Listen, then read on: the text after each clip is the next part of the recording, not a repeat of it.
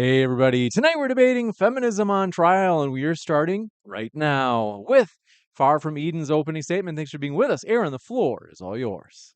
Thank you for having me, James. Thank you for being here, First Amender, to participate. I really appreciate it. Birth rates, sorry, that's not a good way to start, is it? Feminism presents an oversimplified view of history. And I don't think this is something that can be settled just by throwing statistics around. You can make numbers say a lot of different things depending on what you choose to measure. At some point, you have to step back and ask whether the model itself actually makes sense, whether it lines up with how people actually live, how relationships work, and even as basic as realities about men, women, and family.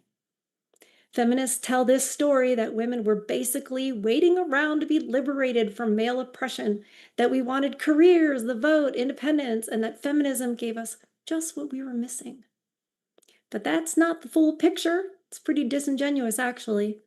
That story is told in a way that deliberately leaves out the women who didn't agree, both then and now.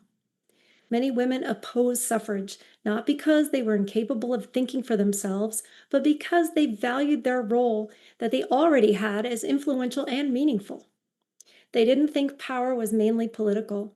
They believed it was in the family, in their relationships, in their influence over their husbands, and in shaping their children, the next generation. They also understood that political authority comes with responsibility, including things like the selective service, and many women did not want that role. Feminists would have us believe that were free and independent while women had no choices and no voice. But while men did have more authority in certain areas, they also had serious obligations. They could be drafted and sent to war. They were expected to provide and take on full financial responsibility for the household, including the wife's debt. Their lives weren't fully their own either, and in many ways, those expectations still exist. Weird. What we're really talking about is a system that was built on roles and responsibilities, not oppressor versus oppressed. Feminism defines empowerment in a very specific way: career, independence, political power, while devaluing motherhood, often reducing it to something like just a mom or even a baby factory. And growing up, this is the message girls are surrounded by. As much as feminism celebrates the doors it claims to have opened, it ignores the ones it has slammed in our face. It has devalued building a family and tells women to center their identity around career and status. Women today are expected to do everything: have a career, raise a family, be independent, never rely on anyone, and somehow not get burned out. And there are real consequences to this. Birth rates are below replacement and declining. At the same time, women are being told to prioritize college and careers during their most fertile years. We are the ones that have the children, and we are delaying it. We are being encouraged to deprioritize family, and that wouldn't be happening without feminism. So, how can something be good for society if it's leading to the end of society? Feminists should be willing to reconsider their definition of success and whether it is for inherently superficial and personally selfish reasons at the expense of things that actually sustain life and society. Modern feminism talks a lot about lived experience, about who gets to speak. No uterus, no opinion. We've all heard that. But at the same time, we're comfortable being told what's best for women, even when it doesn't reflect what many women actually want. Progress does not necessarily mean we are moving towards something good, after all. And feminism is one of the clearest examples of that. We don't have to treat it as a theory anymore. We can look at the results, and the results aren't good. Thank you.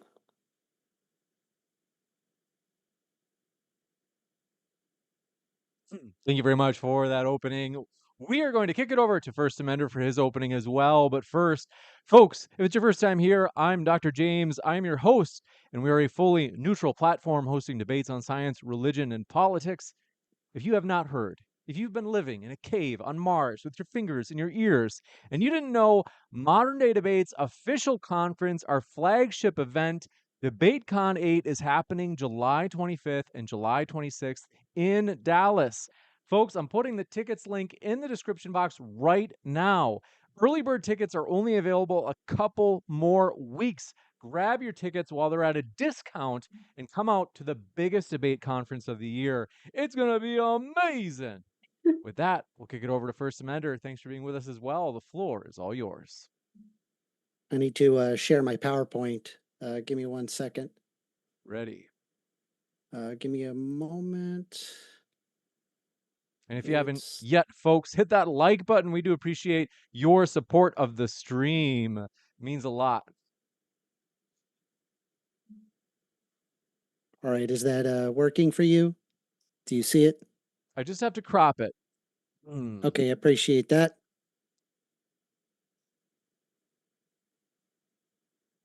All right, we're ready to go. Ready to go? Okay. This is a Feminism on Trial. Has feminism done more good than harm? And this is a debate with First Amender on modern day debate. So when I saw the title Feminism on Trial, I'll be honest, it immediately struck me as a loaded question because it assumes that feminism is something guilty that needs defending rather than something that we should first define clearly. So let's do that. Feminism is the advocacy of women's rights on the basis of the equality of the sexes. In short, women and men's rights ought to be equal. That's it. If by feminism we mean what it has historically meant, then from Mary Wollstonecraft, pioneering feminist from 1792, onward, the belief that women are rational human beings who deserve equal rights and autonomy, then the question we're really asking tonight is this: has equality between men and women done more harm than good? And I think when you phrase it that way, the answer becomes pretty obvious. Feminism at its core is not about women having power over men. That's just misandry. It is about women having power over themselves. As Mary Wollstonecraft put it, I do not wish them to have power over men, but over themselves. That is the foundation. Because for most of history, women were denied basic autonomy. They could not vote. They could not own property. They could not open bank accounts. In many cases, they could not leave marriages, even abusive ones. Their legal and social identity was often absorbed into their husbands. Feminism is the movement that challenged that.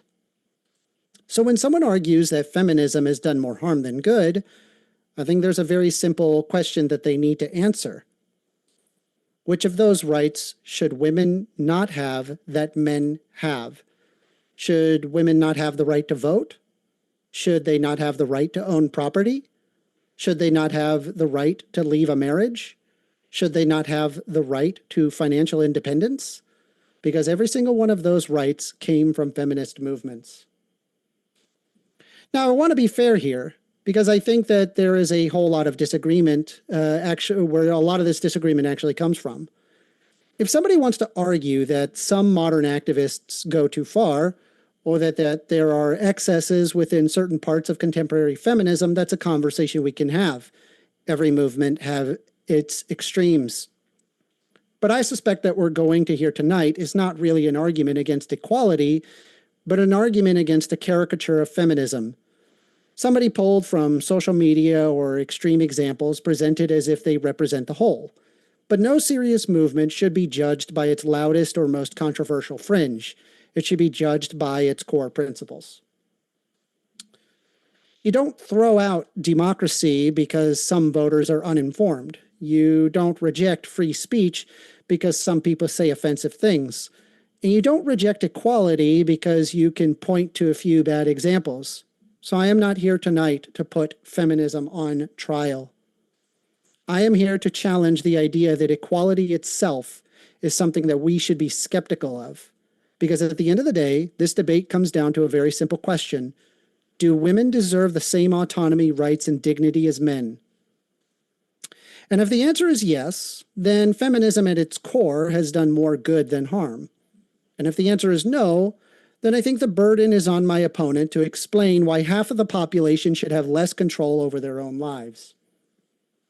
Thank you very much. Thank you very much for that opening. And folks, if you haven't yet, hit that like button. We do appreciate your support of the stream. If we can hit just Have we hit 50 likes yet? If we can hit 50 likes by 9:12 p.m. Eastern, First Amender will not show his muscles on the stream, okay, folks? Otherwise, he's gonna do it. Look at him; he's thinking about it right now. What's wrong? Why can't I show my muscles? Well, okay, but we'll leave it up to fate. With that, we'll jump into the open dialogue. The floor is all yours. Oh, goodness. I don't quite know where to start, but I guess I'll start with the whole thing about equal, that men and women should be equal. Are you just talking about legally, like having like the exact same like legal, do you see what I'm saying? Like, because you're not talking about intrinsic value, right? I mean, like in terms of intrinsic value, I think men and women are equal.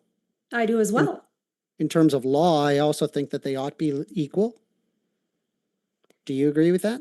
Um, I think we already were. I think that there was a balance, and I think that the law recognized that men are men and women are women, and that our roles are obviously different, and that men, because they are men, have certain responsibilities like defending the nation. And we just kind of brush that aside, I feel like a lot of times, and just add it as like an addendum to a debate or to an argument when it's huge. I mean, so many men were drafted in the 20th century and sent off to die for wars, and women have never had responsibilities.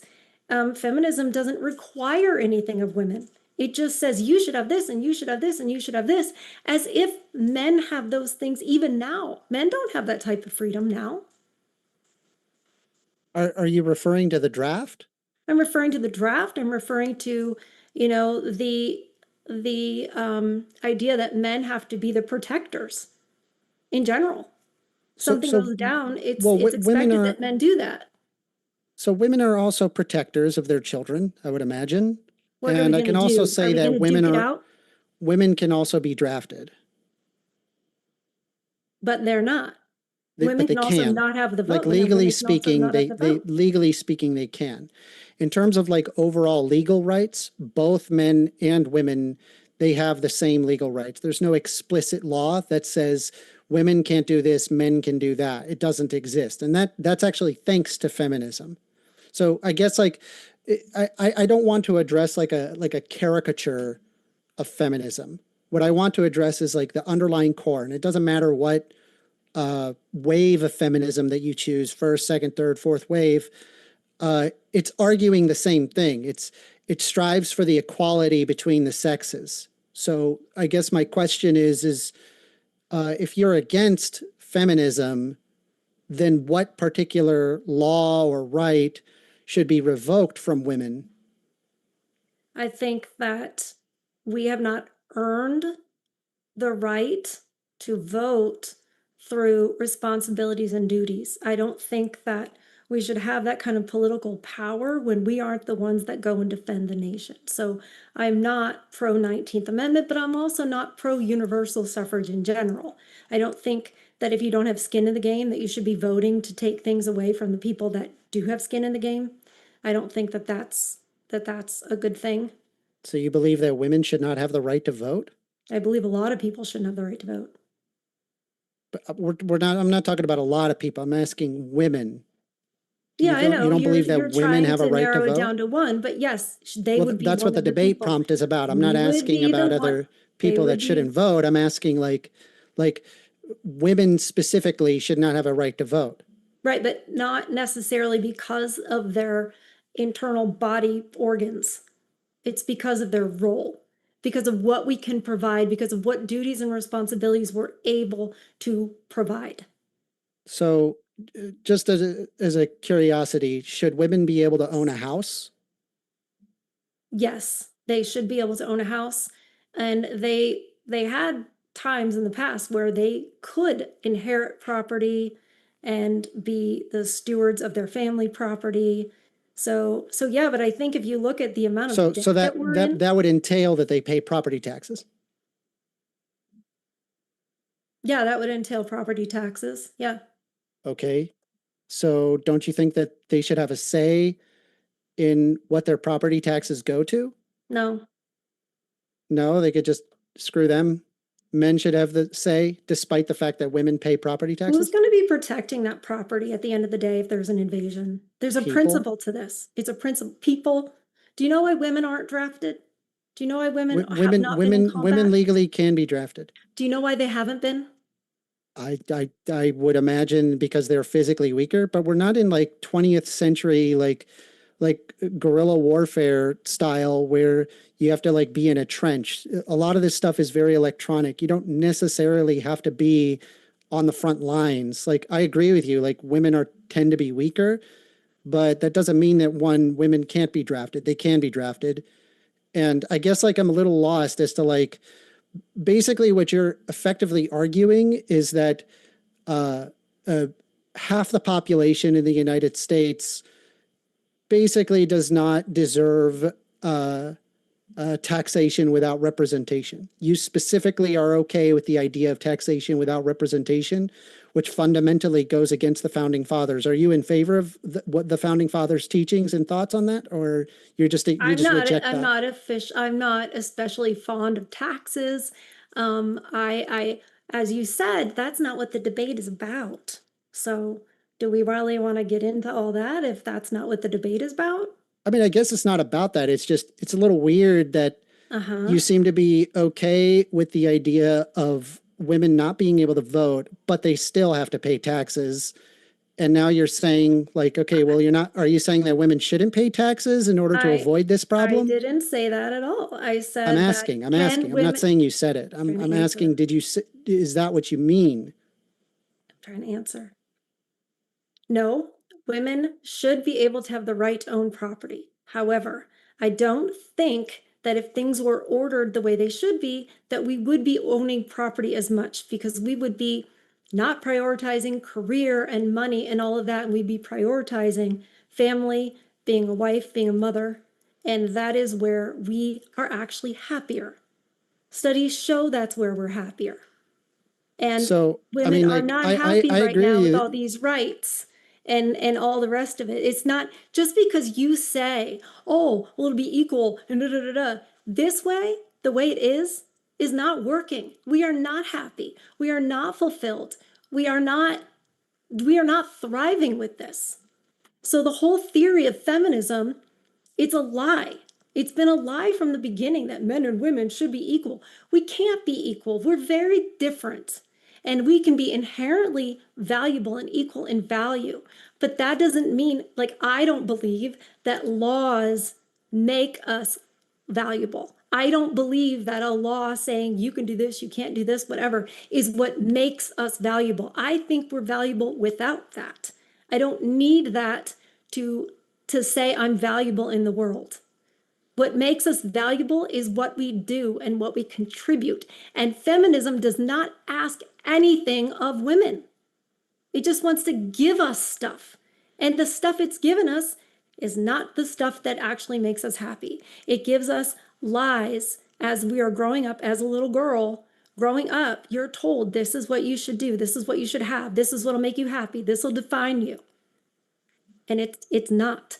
And you can see that now. We're finally at a phase now in history where we can see it all coming to fruition. And it's coming to fruition with women incredibly medicated on SSRIs, incredibly unhappy, and burned out. So, I mean, there's a bunch of stuff to unpack, but just for starters, women incredibly medicated.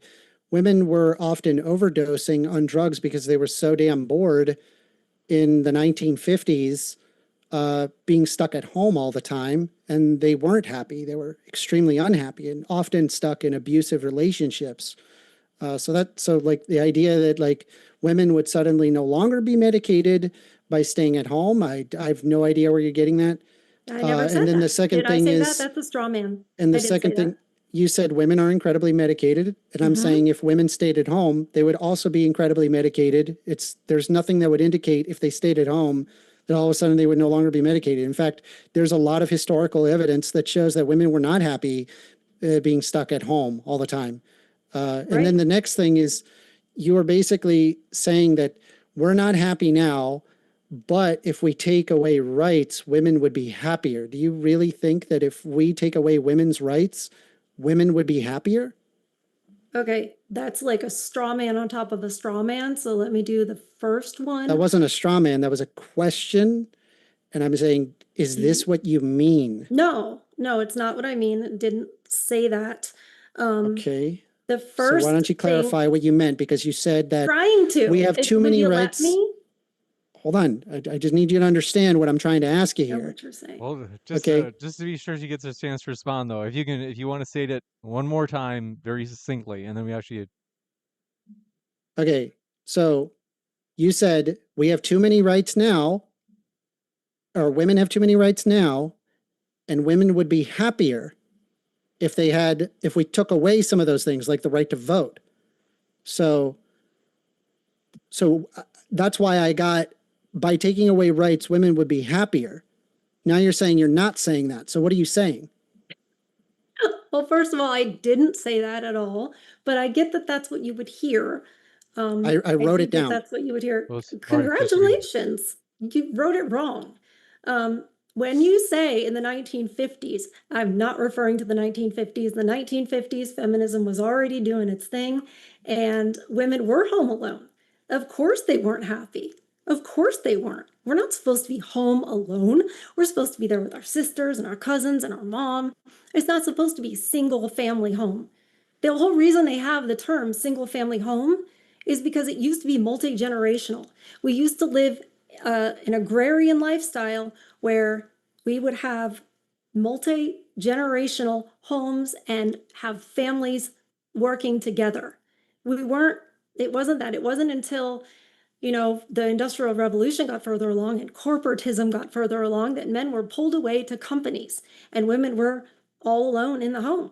No, we're not happy in the home. I think 1950s, the whole trad wife thing, it's baloney. No, women are not happy doing that. Of course not. Nobody is. None of us, we're humans. We're not supposed to be alone.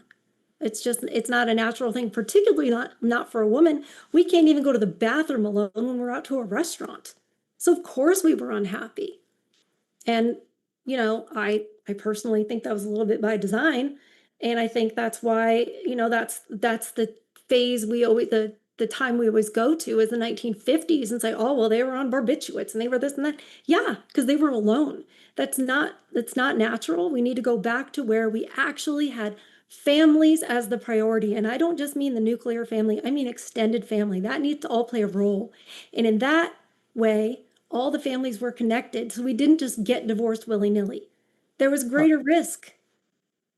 So you're so What was okay. your second thing again? So since you're against feminism in general, you have some idea that is not like 1950s style of women stay at home, the man goes to work. No. You have so take me through like what your perfect society, like what in feminism would we have to get rid of, and then we get to your society. We couldn't get to my society from where we are without a complete breakdown of everything. With like, it would all have to crash and burn, and then we go back to Little House on the Prairie. So I know that that's not realistic. I get that. What I think we need to understand is that is where we come from, and that was modeled more after what a woman does best and what a man does best. And honestly, I don't think it's good for men either. I don't think it's good for men to go and work for a company that doesn't care about them and will just replace them, willy-nilly. But, they did that because, oh, you can make more money off the farm. Let's get everybody away from the family. Let's first pull the men away to the corporation or the company or the factory or whatever. Let's first pull him away. Then let's pull everybody else away because everybody's going different directions based on the man's job. Next thing you know, you've got 1950s and women are home alone. And then everybody refers to that to make the point that you just made, to make that same point. Oh, well, they were unhappy. And I'm like, yeah, I agree with you. That was not ideal. But what we have to do is recognize the truth, and then base our lives and order our lives around that. And order our lives of like, why did we even get the vote? What was the purpose? How did we even get it? I think that says a lot about what that vote is even for. It's always been in the history of our country and probably around the world. It's always been the case that, oh, we got to get this group the right to vote. We got to get this group the right to vote. And the politicians always want it because they want that group to do what it is they want. They always want the next group in, until now we've got universal suffrage, get the next group in to vote for what it is they want to be advantageous to them. And women have been very advantageous to the state. The state has grown immensely, and particularly it takes from men's salaries and gives to, people who don't want to contribute, or people who do make really bad decisions, or things like that. And it takes family court, it takes from men there. I mean, divorce is a $1 billion industry, and mostly it's from taking the money from men and redistributing it. You got it. So I see why why women got the vote. We didn't earn it. We didn't fight for it. A bunch of simpy men politicians gave it to us. I'm just letting her talk. I mean, you've told me that you can't get to your society without a total breakdown of society. So step 1, no voting. Step 2, question mark, question mark, question mark. Step 3, break down all of society. And then final step, families are together in like a Shire-like situation of The Hobbit. Like, I don't understand, like, I don't understand, like, how logically all of this, like, I think that I can establish exactly what you want without doing any of this. And I could give you the exact steps to get what you want. I don't know that you could, based on how you're hearing what I'm saying. You think that I immediately want to say, okay, today, no women can vote. And I didn't say that. I never said that. I don't think we should. You said you were against the 19th Amendment and you didn't want women to vote. I did say that. But I didn't say that my prescription was to go ahead and revoke that. You didn't want me to talk about my feelings on universal suffrage. You said that doesn't apply. So if you're against, it's kind of incomplete, isn't it? It's kind of streamlined to box me into this little area where you can be like, you said you're against the 19th. You said you're against the 19th. And I'm like, yeah, I did say that. But it doesn't mean that if I could press a button right now and remove just the 19th Amendment only, that I would do that. All right. So you would not revoke the right for women to vote? Not just that one thing. No, that's not the way to do it. The way to do it. So you would revoke the 19th Amendment. What else? I don't know why you're like pigeonholing me on just that one issue, because it's way bigger than that. All I'm doing is trying to understand your perspective. I'm not trying to pigeonhole you or push you into a specific box. I'm trying to understand, like, how does this all work together and make sense? Well, in my opening, I made it very clear that we are prioritizing career for women. We are prioritizing career for women and college for women. And that as little girls, we are surrounded by that messaging. And I think that needs to change. I think we need to stop saying that if you say, you know what, it's great to be a mom, it would be a great thing to be a mom and a wife, that's somehow less than. I think we should stop saying things like, oh, never depend on a man. I think we should stop saying that. So I, as a feminist, would not say that it's bad for a woman to be a mother or to be a stay-at-home mom. There's nothing wrong with that. Congratulations. I'm not talking about just you. I'm talking about the messages that you understand that feminism is arguing for the equality of the sexes. I'm sure we could argue like the caricature of feminism, but I'm talking about what feminism actually is, right? Feminism in and of itself isn't going to say, oh, you can't be a mother. That's ridiculous. Right. They don't say you can't be a mother, but they push career and everything above it. College. Well, yeah, because I'll be honest. Let me give you like just a quick anecdote. There was a old lady, that the husband had died, and the husband had actually put the house under a second mortgage in order to trade in commodities, and he was just losing everything. He lost the house and everything. And by the time that he died, the wife didn't understand finances. She didn't understand anything at all. All she did was just cook and clean, and that's basically all she did. She had no idea what the bills were. She didn't realize how deep in the hole she was. She was stuck in a nursing home, completely incapable of defending herself. Totally incapable. And it's like, I don't want women to, be forced into basically being like these little children that can't handle themselves. I would want women to have autonomy over themselves and decide, oh, I want to be a mother, or, oh, I want to do a career. Oh, I want to go to college. All of those are viable options.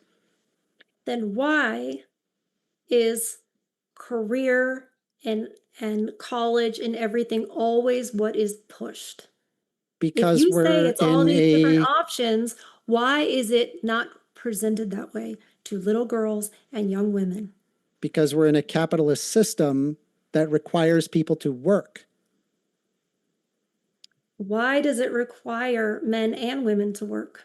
Because things need to move from point A to point B, and it's hard to move things from point A to point B. So that way there's like grocery stores with food and products and things that people can buy. And there's only so much of that that's physically available, which requires people to work. Okay, well, we didn't used to have women working, and we had those things. The quality of living standard that we as Americans live today is strives above of, I don't know, the 1870s.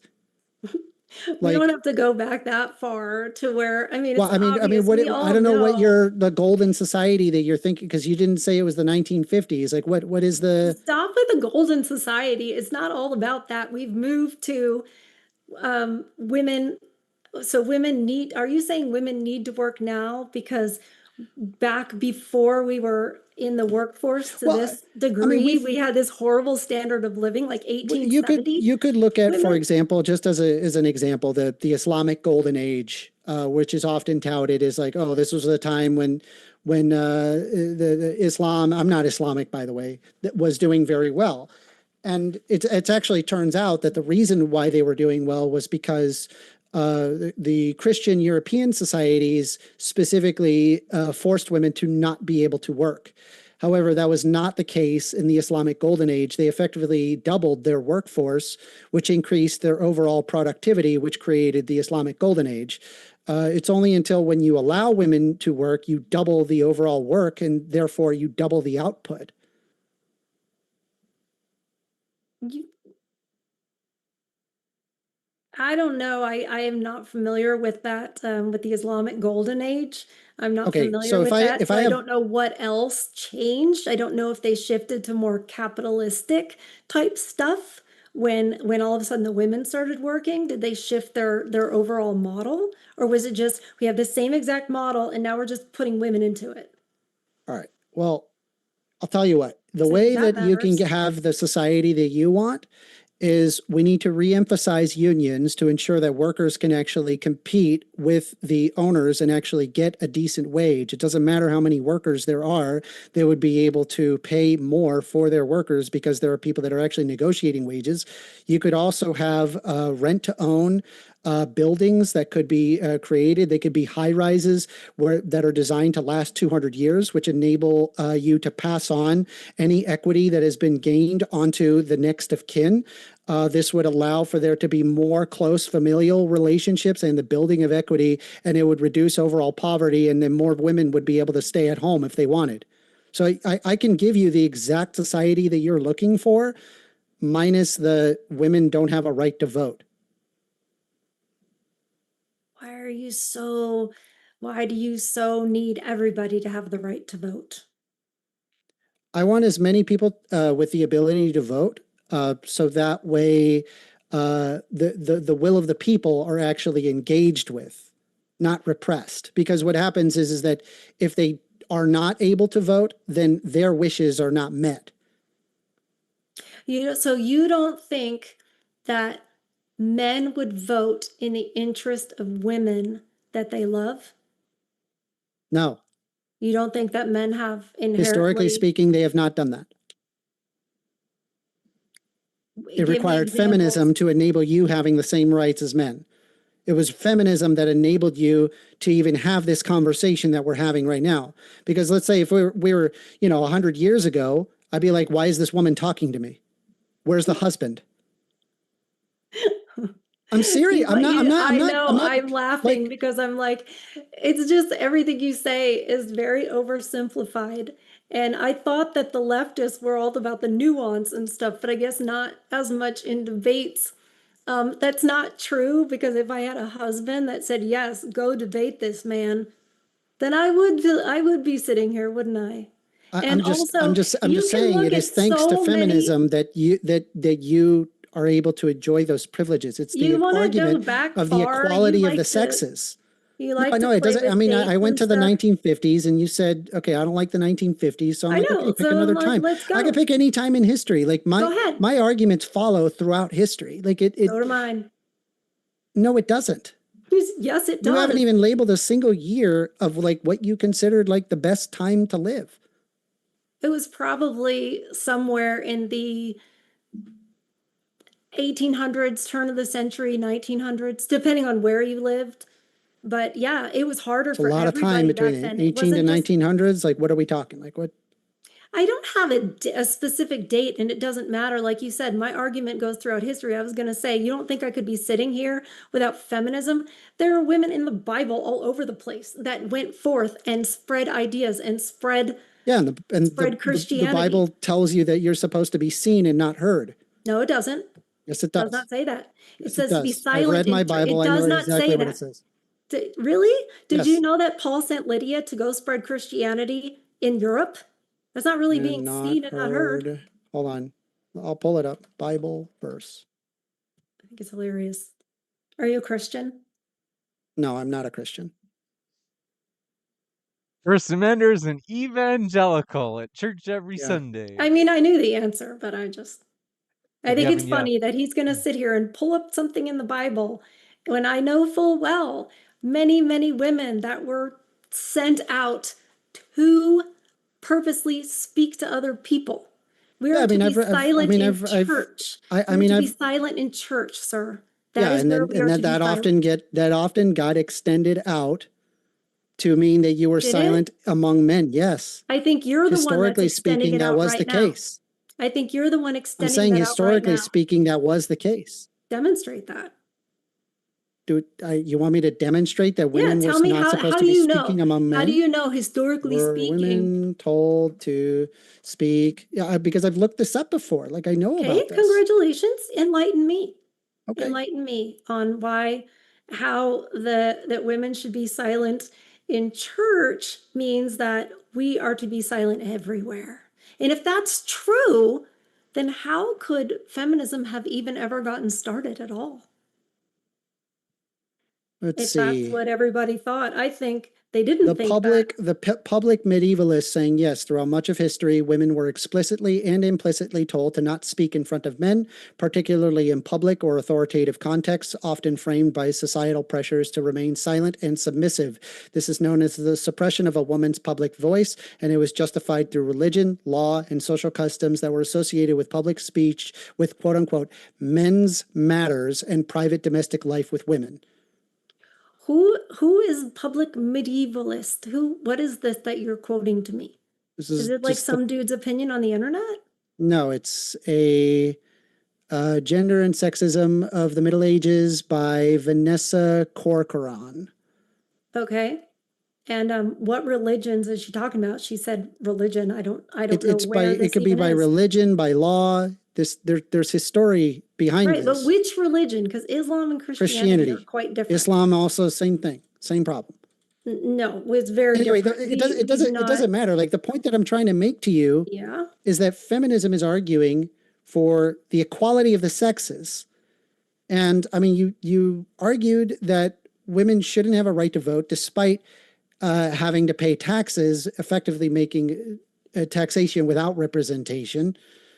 You said, and should they be able to own a property? Sure, but I don't think it's the best thing if we do. I think we need to keep our minds and everything directed at what we're really good at. so I'm And going to stop. ask you again, should women be able to own property? I don't think it should be illegal for us to own property, but I think it should be known that that is not the best use of our talents, abilities, and everything. We've got way more important things to do than vote, own property. We have way more important things So to do. establishing like things like equity is like, forget that. That's stupid. Women shouldn't do Establishing that. equity, do you mean equity in like the leftist way, or do you mean like financially? Financially. I think that we should do that through our family, through our entire What is the family. number one way that you establish equity in the United States? Number Probably one real way. estate. Yeah, housing. But here's Houses. the thing, it's not all about money. The thing that's weird to me is the anti-capitalists are the ones who do make it all I'm about not an money. anti-capitalist. Okay. Well, earlier you referred to, capitalism does that, but whatever. Yeah, They I mean, still do. I'm It's aware of the not all faults. about I'm money. aware of the faults of capitalism, and I can point out the problems that exist with capitalism. Okay. But that Fair enough. doesn't Fair enough. I mean. apologize.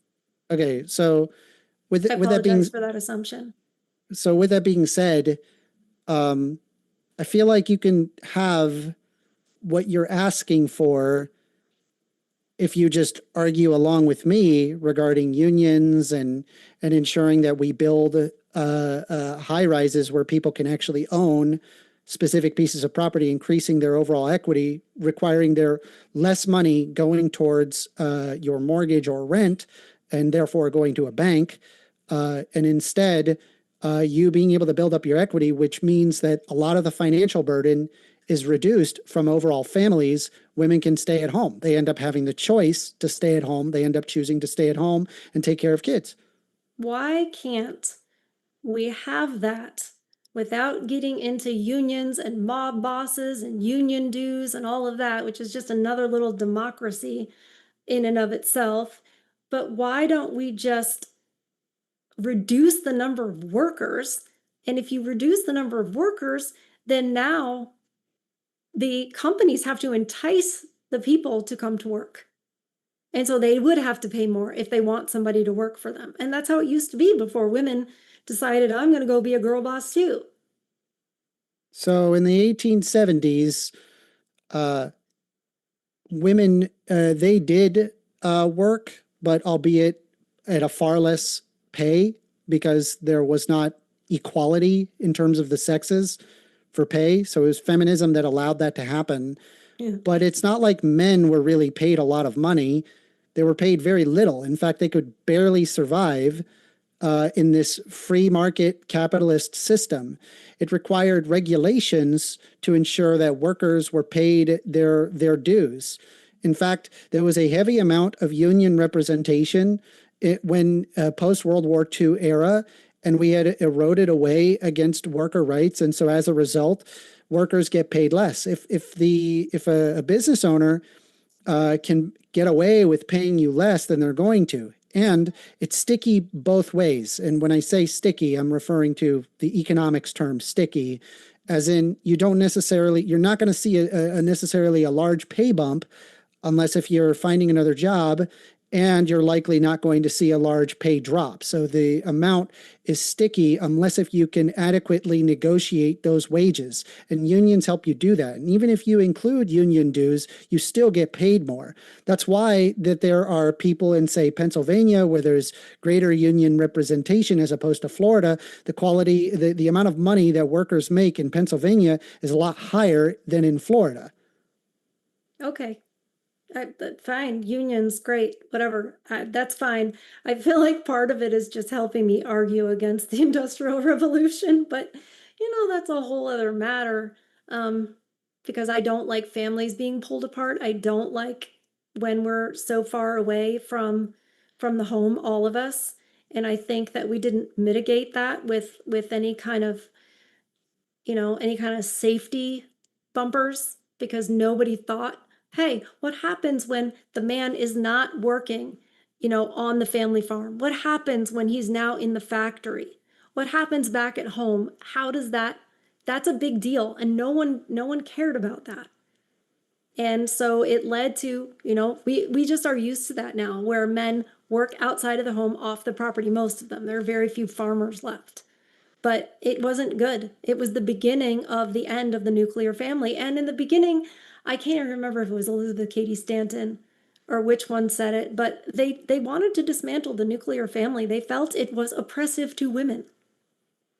So as far as when you feminism say being that, about equality only, like, I don't know. I mean, it might say that in the books to make it seem like it's a good thing, to make it sound, warm and fuzzy, but that's not actually what it was intended for. It was intended to bring down the patriarchy and dismantle the nuclear family, and it sure has done that. And here we are. So when you say that, like, what would have happened if men worked in the farm versus the factory, and that ended the nuclear family, you're off by about 50 years there. So number I didn't know we one, were talking about certain years. I'm sorry. yeah, I mean, you're off by a lot of years there, because the end of the nuclear family, you're talking about like mid 20th century, and like Oh, I men see working what at the you're saying. farm versus the factory, that's like the 1850s. You're It literally was off the by like 100 beginning of years. the end. So hold on. No, So no, real no. quick, I like, didn't just to say be it ended clear. right there. It's a process. It's a All right. process. We didn't break it like this. So just to be clear, right? Like, everybody working on the farm, that's not a good thing. You don't want everybody working on a farm. Are you Why? aware of that? Tell me why. Tell me why you think that. So hold on, just to be clear, like, you want to move away from the industrial era and go back to an agrarian society? I like the agrarian society better for my morals, my principles, and what is inherently good for people. Okay, so just so you're aware, what happens when everybody is in an agrarian society, they don't have time to do other things.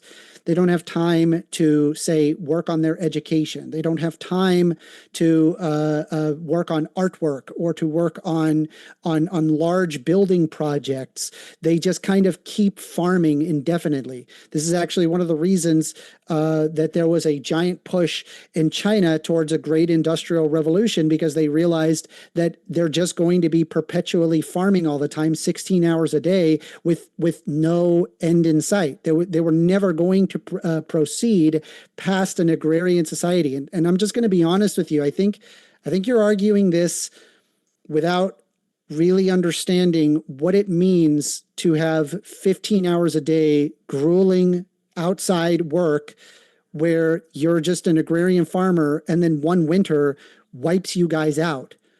It's not a good society to go back to an agrarian society. It all depends on how you define good.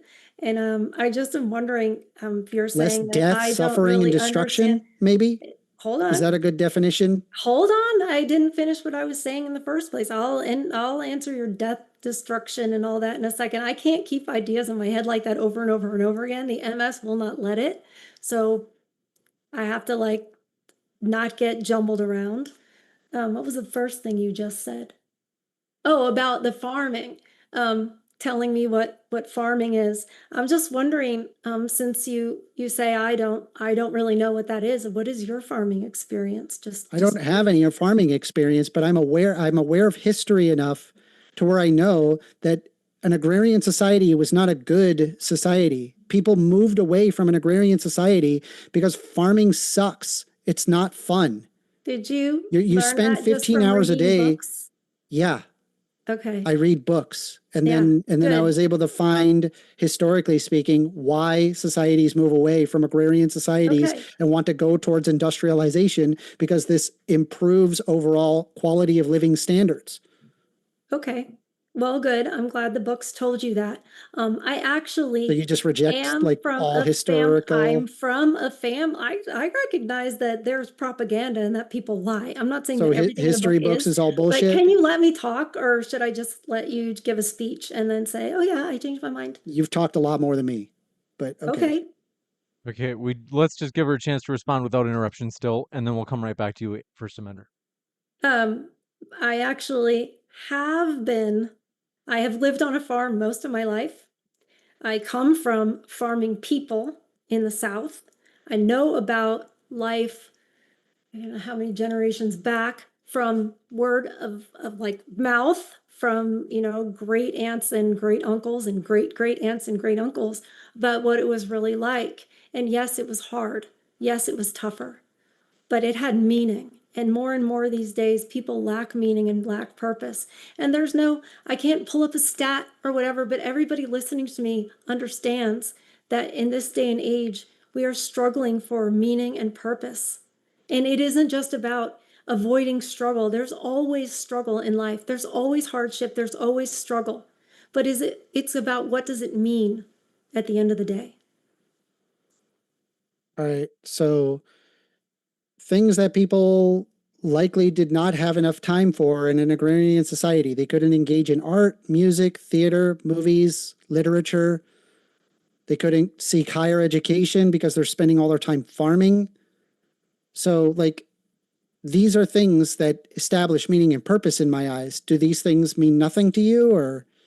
I mean, I think it's funny that you think that they were every single day, 15 hours, and there was no room for that. Most of society, before the Industrial Revolution, which happened like 5 minutes ago, everybody was basically an agrarian society. How do we have music? How do we have art at all? If nobody ever had time for it, if nobody ever had time for anything like that to create anything beautiful, we wouldn't have any of that. Through the tiny amount of people that were able to be taken care of by farmers, I agree with you, but we have more people now than existed back then. That means more art, more music, more theater, more movies, more literature. Okay. I don't think that's what life is about. I don't think life is about all of those external things. What is life about to you? I think a Farming? lot of it is, I think it's about family and hard work and doing it for a purpose greater than yourself, greater than your own satisfaction, and greater than just avoiding suffering at all costs. You can't. You have to decide, which suffering do you want? Do you want this modern version, this unhealthy, everything gives you cancer? Do you want that type of suffering? Or do you want the things that draw you closer to God, that make you understand what reality is? Reality is watching your food grow from the earth, not having it trucked all the way across, you know, society. But we have to have grocery stores and we have to have restaurants. We have to have all that so women can go and be girl bosses and feel now like they're equal. I know we've always been equal. It's feminists that don't think we were equal. It's feminists that think that we need some law that makes us equal. So I think that feminists in general are basically anti-woman. I look at today, and in preparation for this debate, actually, I brought it up to different women I saw, a medical assistant and somebody who works in a salon. And both of them were like, yeah, this sucks. I don't like it. I would go back. Okay, well, number one, I'm not revoking suffering. There's always an amount of suffering. Yeah. And then the next thing is, do you think that people should have more or less suffering compared to now? I think people should have more meaning and purpose. That wasn't my question. I didn't ask about meaning and purpose. Should people have more or less suffering as opposed to now? That's a question set up to be like impossible. What am I supposed to say? Yes, I believe people should suffer. Like, what do you expect for the answer? I want people to have I would meaning hope and you would purpose. say the obvious, which is you would want less suffering. I don't want people to suffer. I'm not out here saying that So we should should people suffer. have I'm less or saying more suffering? Suffering is inevitable. It's inevitable. I agree with you. We should people have prioritize- less or more suffering compared to now? We should prioritize meaning and purpose, and what Why can't comes you with answer that comes with question? that. Because it's a disingenuous question. It's not like you could ask me that question. Should people have less or more suffering? I'd say less. Of course, I already know your answer, because it's probably like, well, that's harmful, that hurts, that doesn't make you happy, that's not pleasurable, therefore it's bad. I'm not arguing on the basis of a hedonistic mentality. I'm simply saying that you can enjoy your family, enjoy your hard work, and you can do these things with a purpose greater than yourself. But I think it's pretty obvious to me that I would want people to suffer less in society and be able to pursue the things that they find valuable, such as their family, their hard work, and doing things for a purpose that greater than yourself. But you can't do that if you have more suffering. Yes, you can. We did it throughout all human history. You have You can cancer. Is that still more suffering or less suffering? It's more suffering to have cancer than not have cancer? Probably so, Okay. yes. All right. Can you enjoy your family more with more suffering? Sometimes, yes, because if you are then confronted. Sorry, apologies. Go ahead. That's just wild to me. Well, think about it. I'll explain. Please. I'll explain. Sometimes when you're confronted with your own mortality, you now can appreciate things you didn't before. And that's how you can have joy through suffering. And then what 'Cause you happens go, when there's "Oh, too I much now have suffering? perspective." Pardon? What happens when you have too much suffering? What is too much suffering? Define what that means. You die, right? I guess, yeah. Can you be die, with your right? family when you're dead? No, you can't be with your No. family when you're dead. Can you but do can hard be with work your when you're family. dead? You can be with your family In if heaven. you believe. Yeah, go ahead. Make fun of my religion. Go ahead. I do want to give her a Alright, I'm chance to finish sorry. First Amender That's okay. without the constant good. interruptions. It's okay. He's gonna mock my religion. So with can you do more hard work when you're dead? Of course not. Your work is finished. Okay. And so you can't do anything of a purpose greater than yourself when you're dead. It becomes not about that anymore because your existence here on this earth is finished and you've moved on to the next portion of your life. So should people have more or less suffering? People should have the suffering that they have. You can laugh. It doesn't mean You don't that you're answer the making a point that question. you're right. No, I'm not going to answer No, that because question you know how It's this not works, right? simple.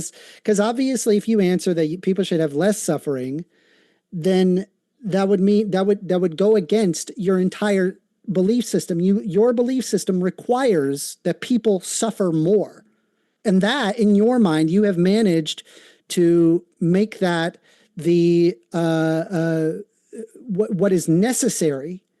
You have made that your basis. Your basis of your arguments is suffer more, and that's a good thing. I'm serious. That's what your argument. Yeah. Okay. I don't think that. I mean, I don't know how you could get that, except that's what you want it to be. I think people are suffering a lot. I think mental illness is off the charts. I think the lack of purpose and meaning is off the charts. I think the rate of people offing themselves is insane during this time. If we're doing so good, then why is all that the case?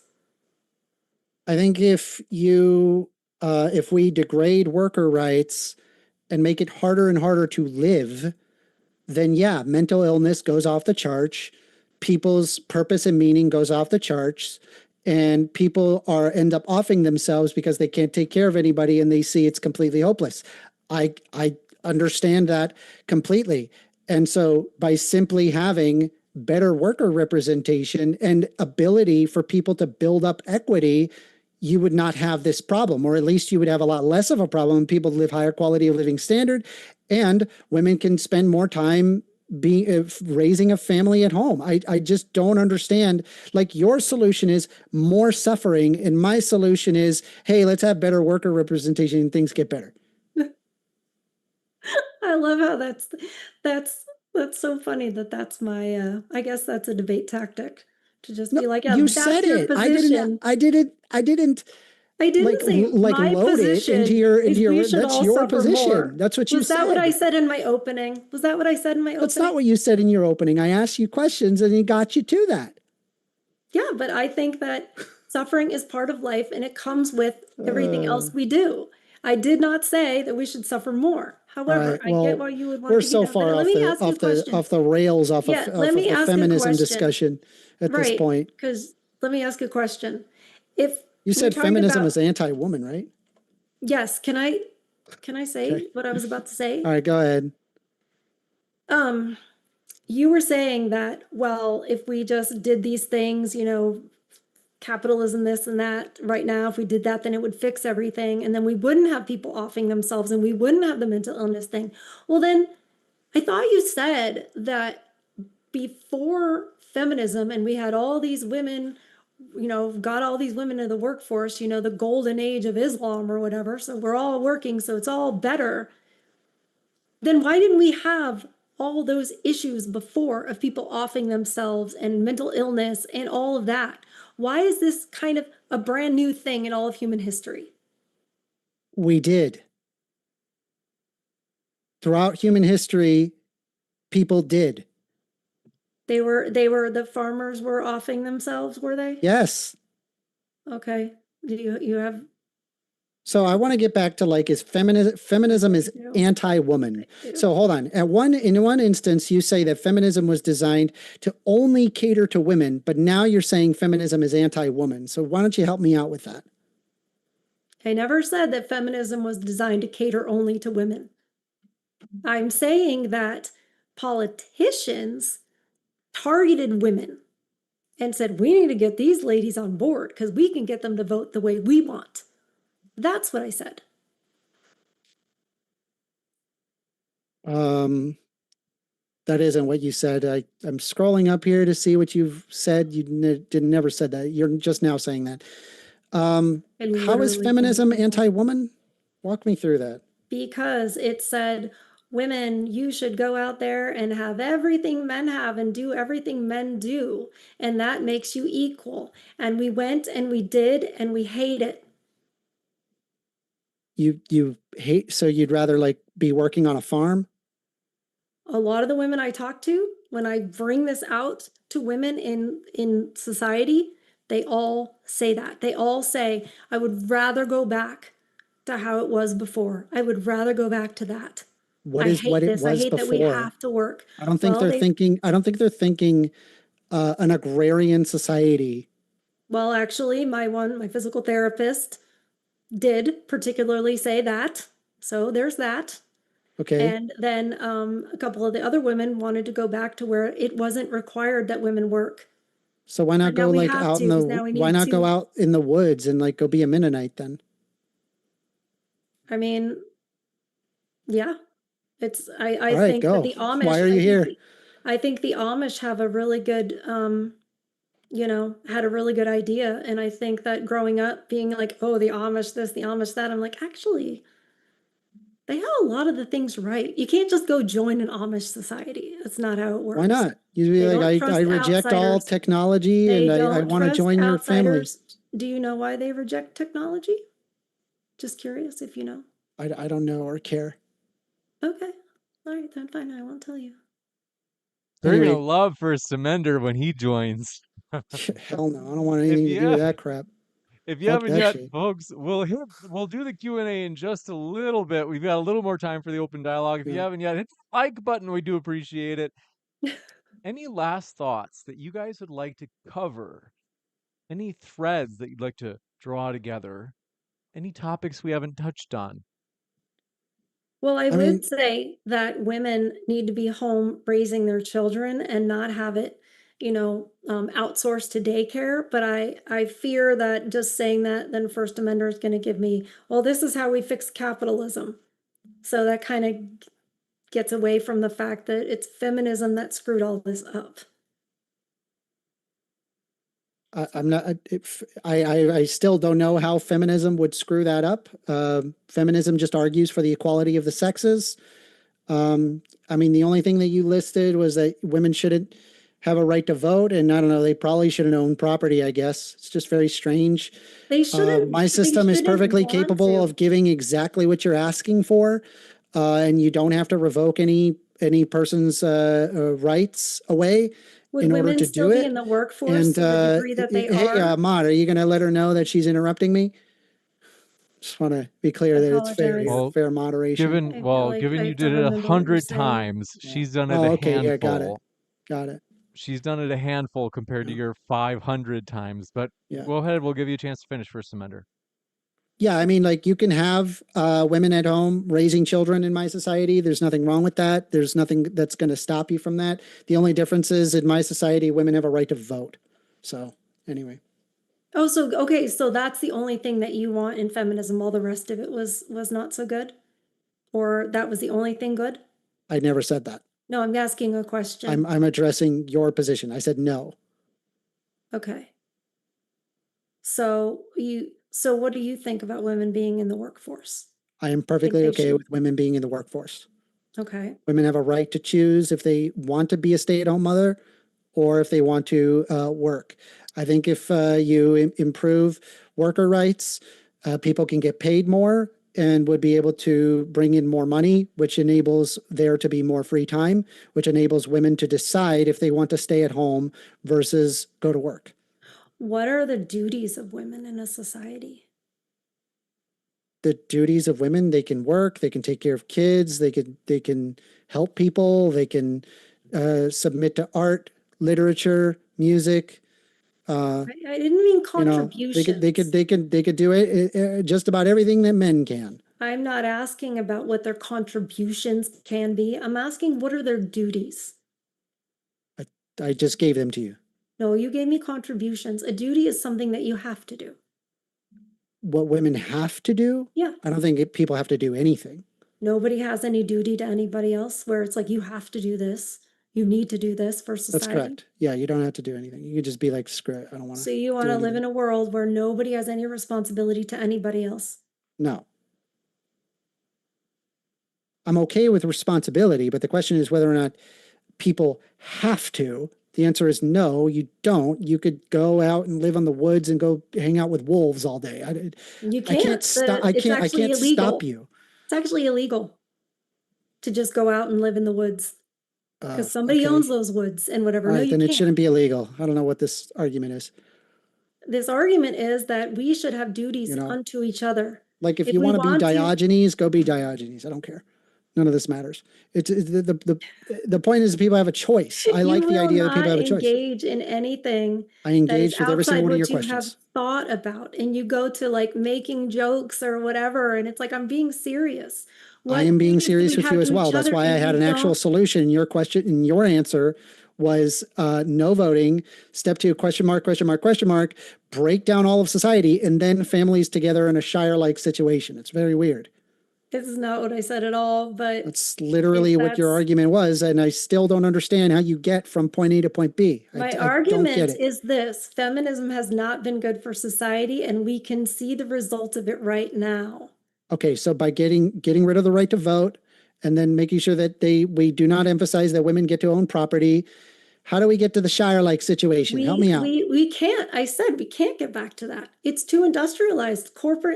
Corporatism and the overlords, the politicians, there's way too much So we got to power. burn all of society down to get the perfect I think society. we're getting there. I think that will actually happen. Empires fall. They will. And then there I is agree. dust. Yeah. And I think we're seeing the fall of an empire, actually. I agree with you. But that's not, that's about the Trump administration. Has nothing to do with this debate. I understand. It's not anything about an administration. I think they're all crooks and they're all evil. People who rule over, people who have power don't give up power.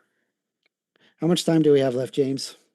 You can't take it anymore. Usually we have about 10 minutes, but we can if go, you're ready for the going. Q&A, we can go into the Q&A.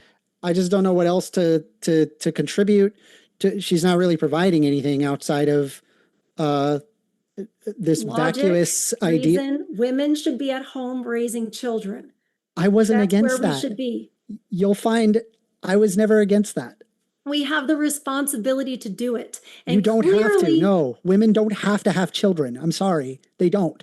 You don't have a right to tell a woman, hey, screw you. Doesn't matter what you think. You have to have babies. Nobody is going to agree with that. Nobody's going to agree with that? That's correct.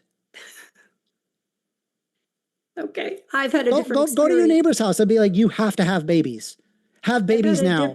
You are forced to have babies. And if you don't have babies, then you're not doing your duties. Like, what is this argument? This argument is that men have a duty to protect society. Women have a duty to procreate. I'm not saying every individual woman has to have babies. I'm saying as a whole in society, women need to have the babies or women we had the don't duty, have a society. which means And they right have now to. they're not doing it. Oh my God. What, Well, with do you think logic that and we're doing reason, it? if you had the duty to do something, that would mean you would have to do it. That would imply you do it. Yeah.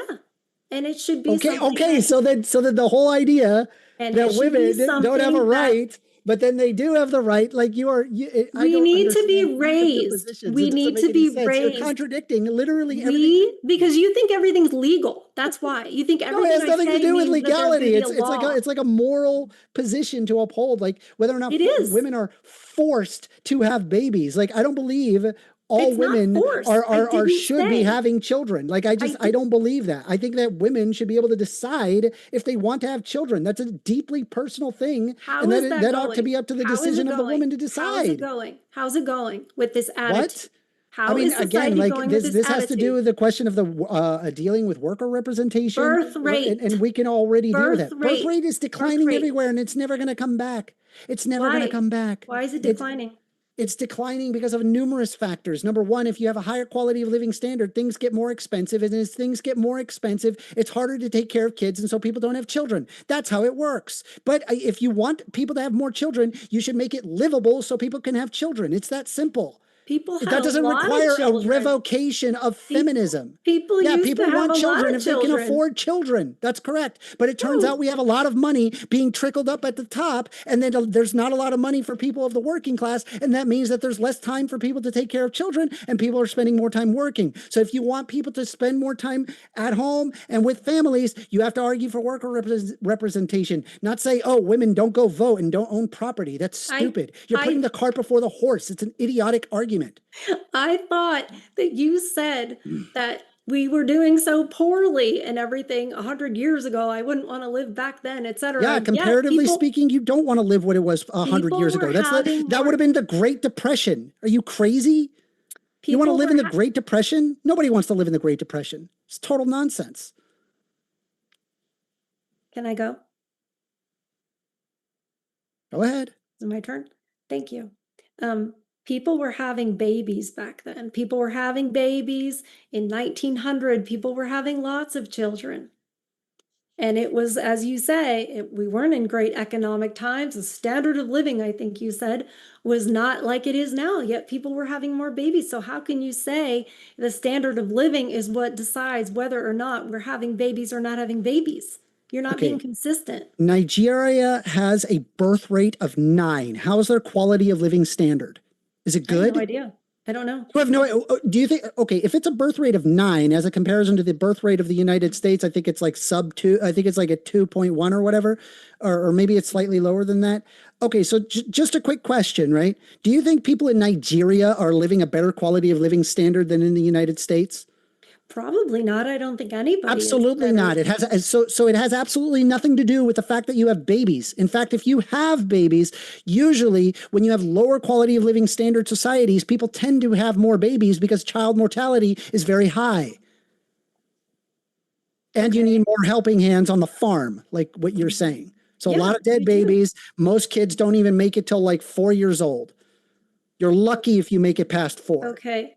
This is just changing the argument to infant mortality. What I'm saying is people had. I'm just saying, like, your argument is it's a garbage argument. It's like a worse life overall in general. And I think like the fact that you have like this giant like cat bed thing, cat tree thing in the background, and like an air conditioning and like a light that turns on and off like it's freaking nothing, is you literally enjoying much higher quality of living standard than your ancestors. It is insane that you're sitting there arguing that we got to go back to an agrarian society when people would literally live a much worse life. Who the hell wants to live in a society where everybody has to be like a farming hand? That's idiotic. I didn't say that that's what we have to go back to. What I said is the values that we had then and the roles that we had then is something we need to recognize now. And we need to not say that that was all wrong and that women were oppressed by men. And yeah, the reason I have all this is because men built it. And what have women done? Women have also helped. They're doubling the workforce. Do you think women do absolutely zero in terms of economic output? I think the jobs that women have compared to the jobs that men have, women could just go like that and be out of the workforce and we'd barely see a problem. Men would step up and If, do if, all those jobs, if you but it's the drop other, half it's the the workforce, it opposite. makes the quality of living much lower. And that doesn't matter if men drop out or if women drop out. It would be bad on both angles. You think that's equal? You think it would be equally I don't bad know if if it's equal. I have women no idea drop? if it's Yeah, equal. no. I I mean, have no idea. There's who also a keeps lot the of like grid running? unpaid labor that happens Oh on Lord, with behalf the of women unpaid where they're labor. taking, yeah, I mean, like they often deal with unpaid labor situations. They're often taking care of kids at home and they're not paid. I They're get not it. paid? Yes. Okay, so is there not a roof over their head? I again, like, I just don't believe, like Is this there is like not an argument food? like for slavery. Like, what Is is there this not argument? food in their bellies? Do they not have a Okay, yeah. So say if I in fed my financial slaves and I things? clothe them and house them, is that cool? Is that how you think men are? Do you think that's how men view their work? I'm saying that you're making that equivocal argument. Like, I No, would I'm want not, because I women to don't get think of paid men as and poorly as realizing you that there's do. an economic benefit that is gained by women that are taking care of women that are taking care of their kids at home. That's Of fine. course there is. We're the Yeah. helpney. So then what is We're your our husband's argument? None of helpmeet, this and I value makes any that. I don't sense. consider it unpaid. I don't consider it unpaid. Okay, I but it is consider it, literally unpaid. Despite how you feel about it, that's literally what it is. no, they share in their husband's income. They share in the benefits of their husband's income and their husband's job. Yeah. I don't They know what do. else to do. I don't know what else to do, James. I guess I don't have anything else to contribute. We'll jump into the Q&A. We have a lot of questions, so we will move fast. And Good. then we have a couple of housekeeping things. First, folks, if you hadn't seen it, in the chat, I just put a chat message that I'm pinning. It has the links for the Modern Day Debate TikTok. Or maybe you're like, I'm not really a TikTok kind of guy. I'm like a Facebook boomer kind of guy. Well, check out that link. That's That's me. in the same pinned chat. Otherwise, the Discord with over 16,000 members. Modern Day Debate is very excited about Discord. Check that out. That's also in that pinned comment. And all of these links for all of our socials are in the description box. So check out our links right now. With that, we're going to jump into the Q&A. People are excited. They got a lot of questions for you guys. I hope you feel guys are worried. ready. They're coming fast. This one You don't from need to be worried. It's a bunch of it's a bunch of Christo fascists that would absolutely agree with taking away the rights of all women, and you're fighting for it. Good job. Anyway, go ahead. They're gonna love you. First Amender. How dare you?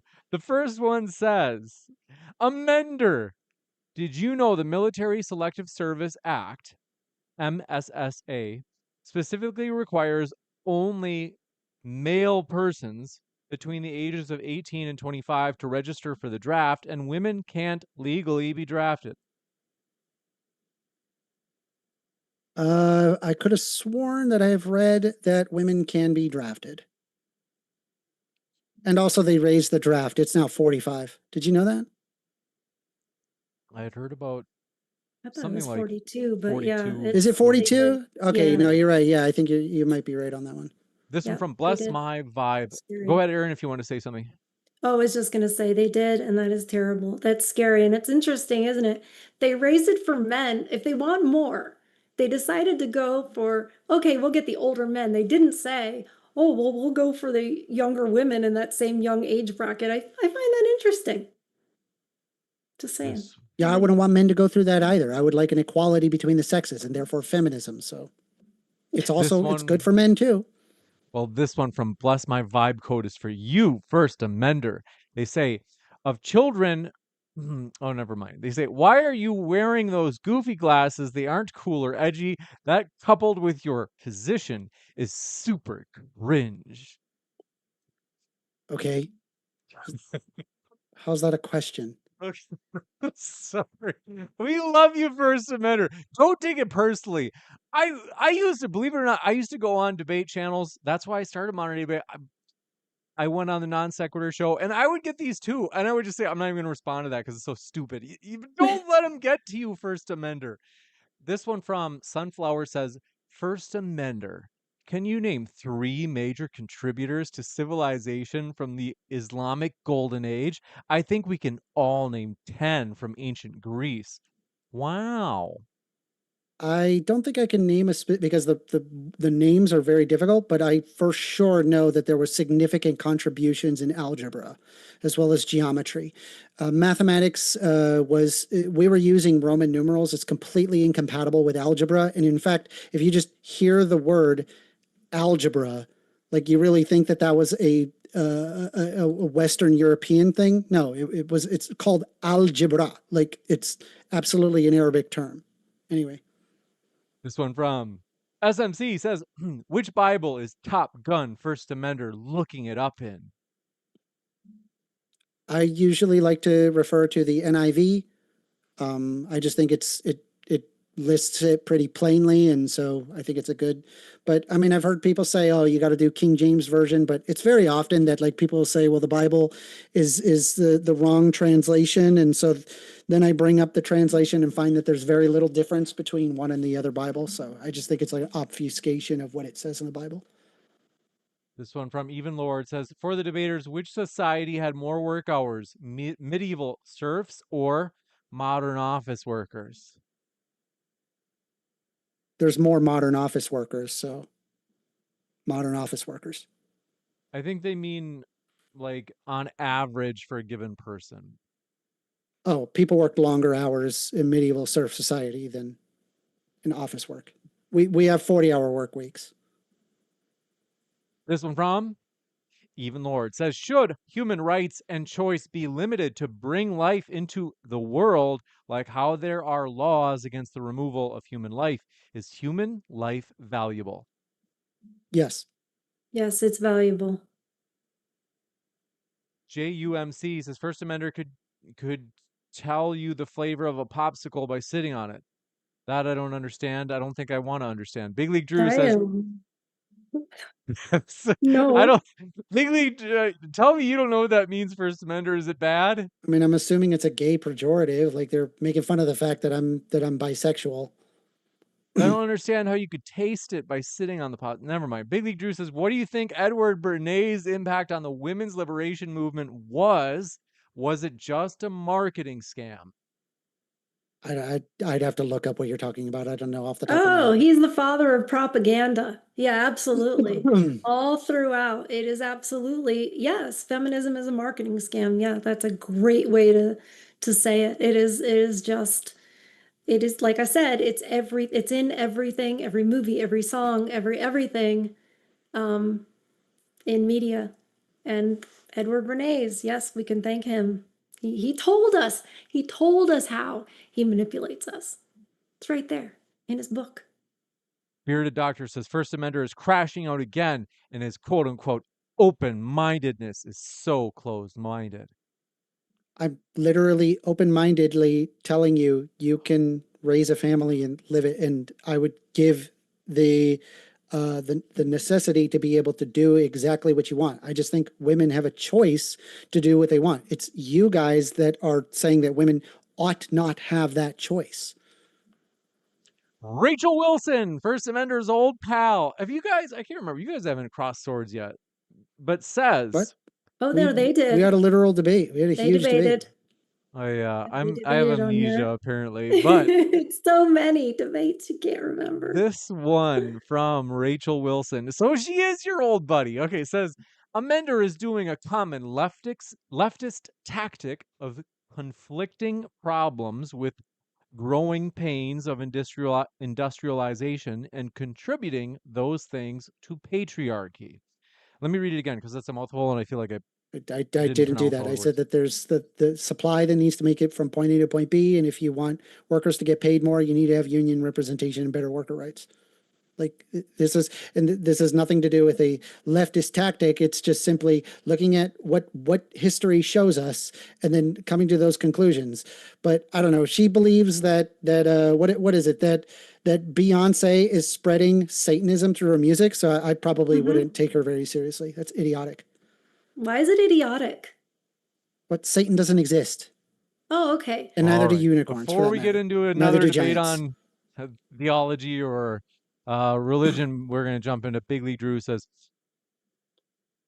Batman Inc. says, Amender, have you looked through the history of women in Christian Europe in the Middle Ages who all venerated Jesus' mother above all created beings? Okay. Yes I don't or know what no? that has anything to do with the rights of women, but okay. The point is That they that you were respected saying her? that you said that women should be silent in church, or not in church, outside of church, we should be just silent. No one should listen to us, like we're not valued. And that's the argument against that. I'm saying that historically speaking, women, and throughout much of history, they were explicitly and implicitly told not to speak in front of men. That's true. Okay. This one from Do Appreciate Your Question. Batman Inc. says, we got that one. JUMC says, you can literally see Amender using ChatGPT in his glasses. First Amender, you weren't using ChatGPT, were you? No, if it makes you feel any better, there was an AI overview for Google, but that's it. This For one like for a Big Lee couple of Drew. things, but most of it was not that. Big Lee Drew says, everyone pray for First Amender. Think they want you to become a Christian, First Amender. This one I from used to be a Christian, stopped being a Christian because I realized the Bible is loaded with a whole load of horse crap. That's sad. SMC says, Ford had factories way before the 1950s. I have belt-driven machinery from 1890 in my shop. Cool. Okay. I can't remember how that's tied in. I Big Lee think Drew says, like what was it? Industrialization occurred. Like there's like 3 different industrial revolutions in the United States. Like there was one post World War II, or during World War II and post World War II, as well as one in like the 1870s. And I think there's another one in the 1850s. Anyway, there's beside the point. this one from Big Lee Drew. First Amender will just believe whatever the LLM he happens to be using says without questions. Just FYI, guys, not sure he's ever had an original idea. So in order for me to be correct on something, I need to appeal to books and reading and not my fifis. And it doesn't matter what my fifis are. I'm going to move in the direction of what the empirical basis is behind something. That's how I operate. I don't think they meant your fifis. I think they meant logic and reason. Because you Yeah, can have I just logic gave and you reason. logic and reason. Yeah, that you read from a book. I appeal to an empirical basis, right? Usually through studies, usually through books that are authoritative of people who are experts in their field. So you need not somebody else to tell you podcasters. what to think. And you don't No, I you don't have use other critical thinking people to yourself? determine things in order to get correct interpretations on things How do you know it's correct? Because something in a because it's book said it? authoritative. Or is there, Because they spent their entire life researching that one thing, but right? you Like if wouldn't I wanted know to learn they about didn't. feminism, I read Mary Wollstonecraft. That would be an example of understanding feminism. There was a person who spent their entire life understanding feminism in the 1790s. Incredible. They built like a Lockean theorem of feminism. It was amazing. Right. And that's okay. That was her idea. And I'm like, Really? wow, that's amazing. And I read the thing. Yeah, I know. It's not podcasts. It's not like an idiotic, like just like knuckle dragging idea. You actually have to read book and do your homework to really understand things. You Yeah. don't have to read books to know basic things. Like men are men and women are women, and we're not going to go protect the nation. You don't have to learn that from a book. This one See, if you don't learn it from the book, then you get incorrect interpretations because you don't have enough experience to understand what's going on. You just operate on whatever ignorant idea that you have rather than actually reading things that people actually know what they're talking about. And then you get an informed perspective as opposed to an uninformed perspective.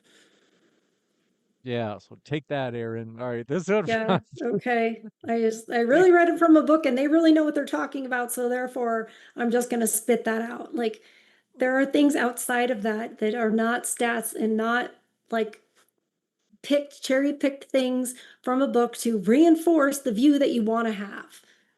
And it's just labor, logic, and reason. Women need to be at home raising children. I've read things that I consistently disagree with. Like, for example, I've read Marxist theory. I don't agree with Marx.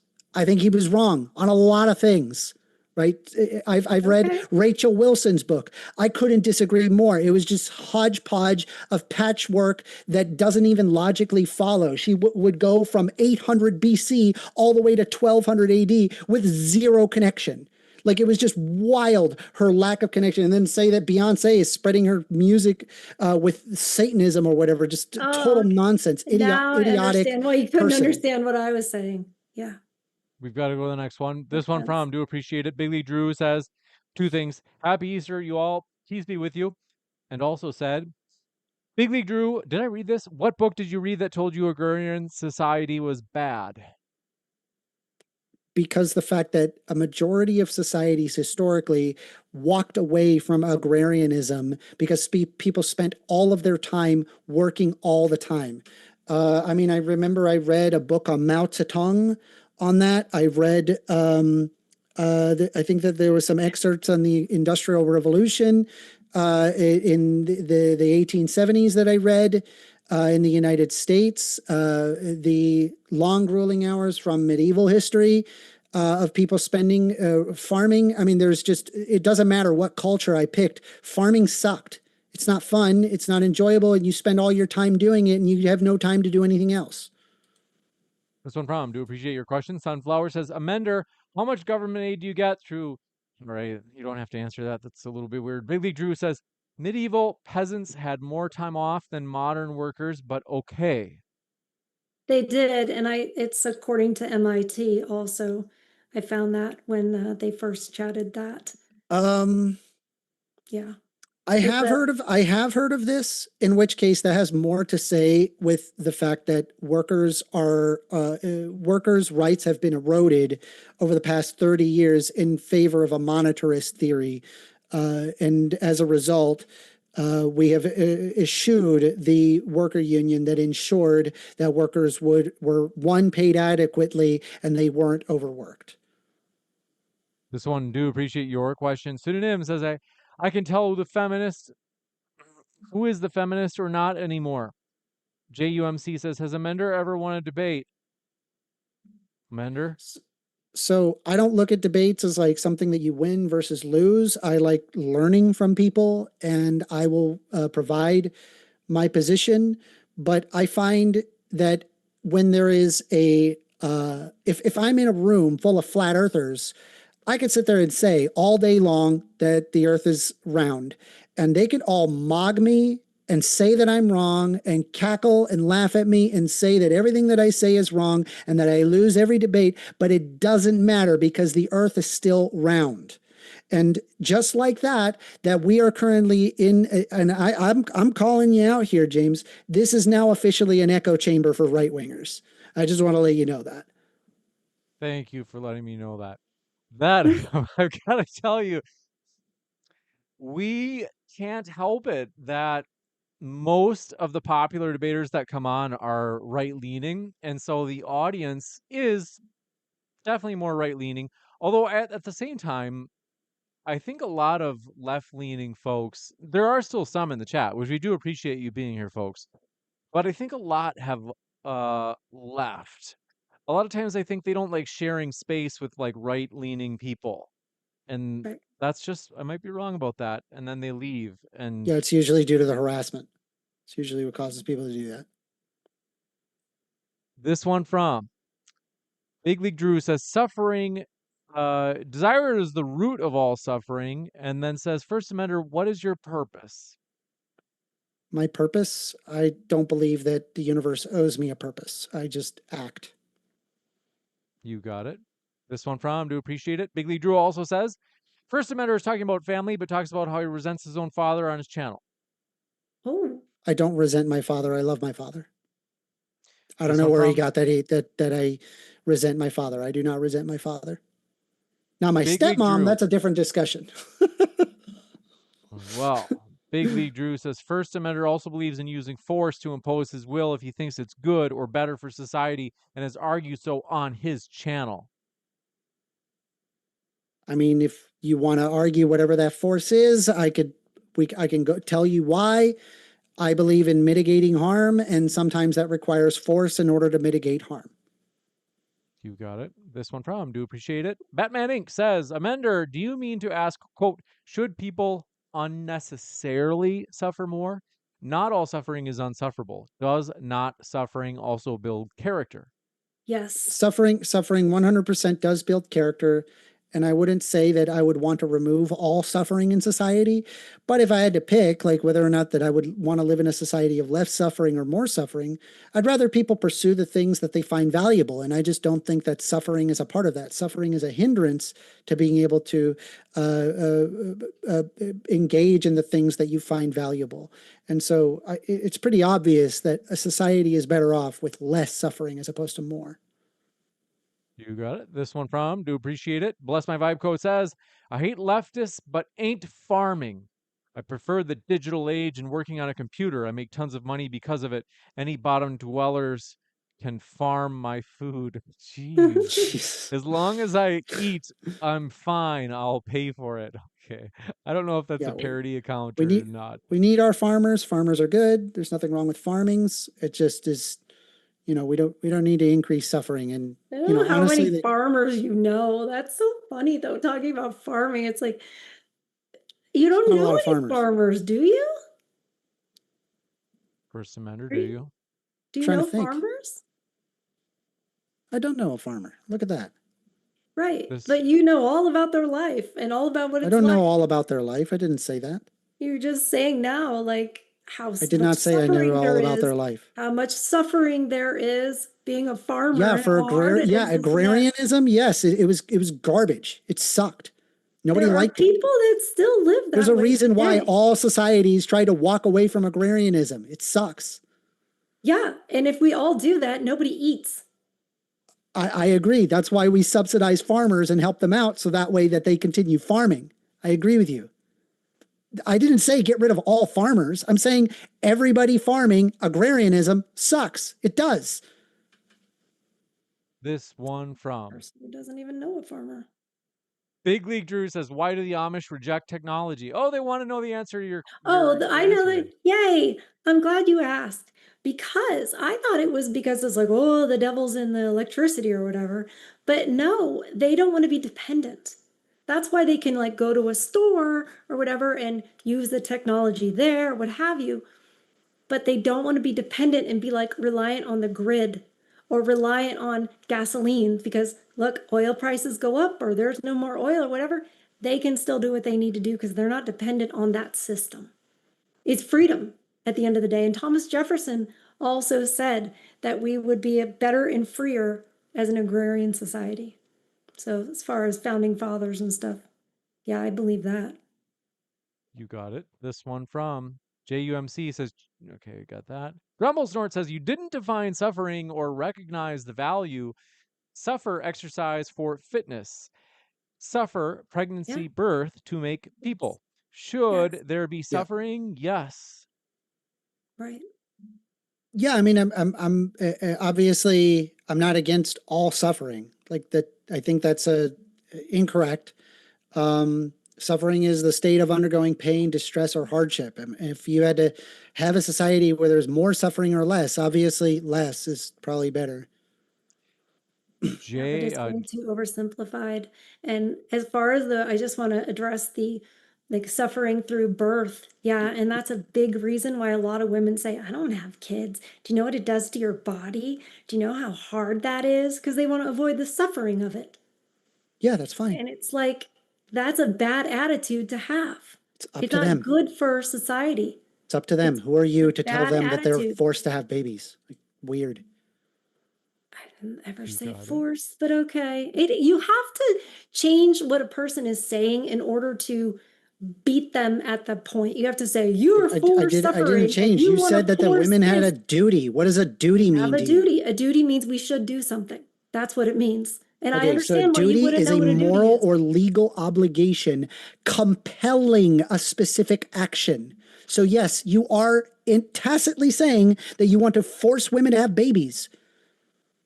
Do you understand how that works? But I'm sitting here saying maybe duty isn't the word. Maybe you didn't mean it's duty. not the word for maybe you you. meant you suggest.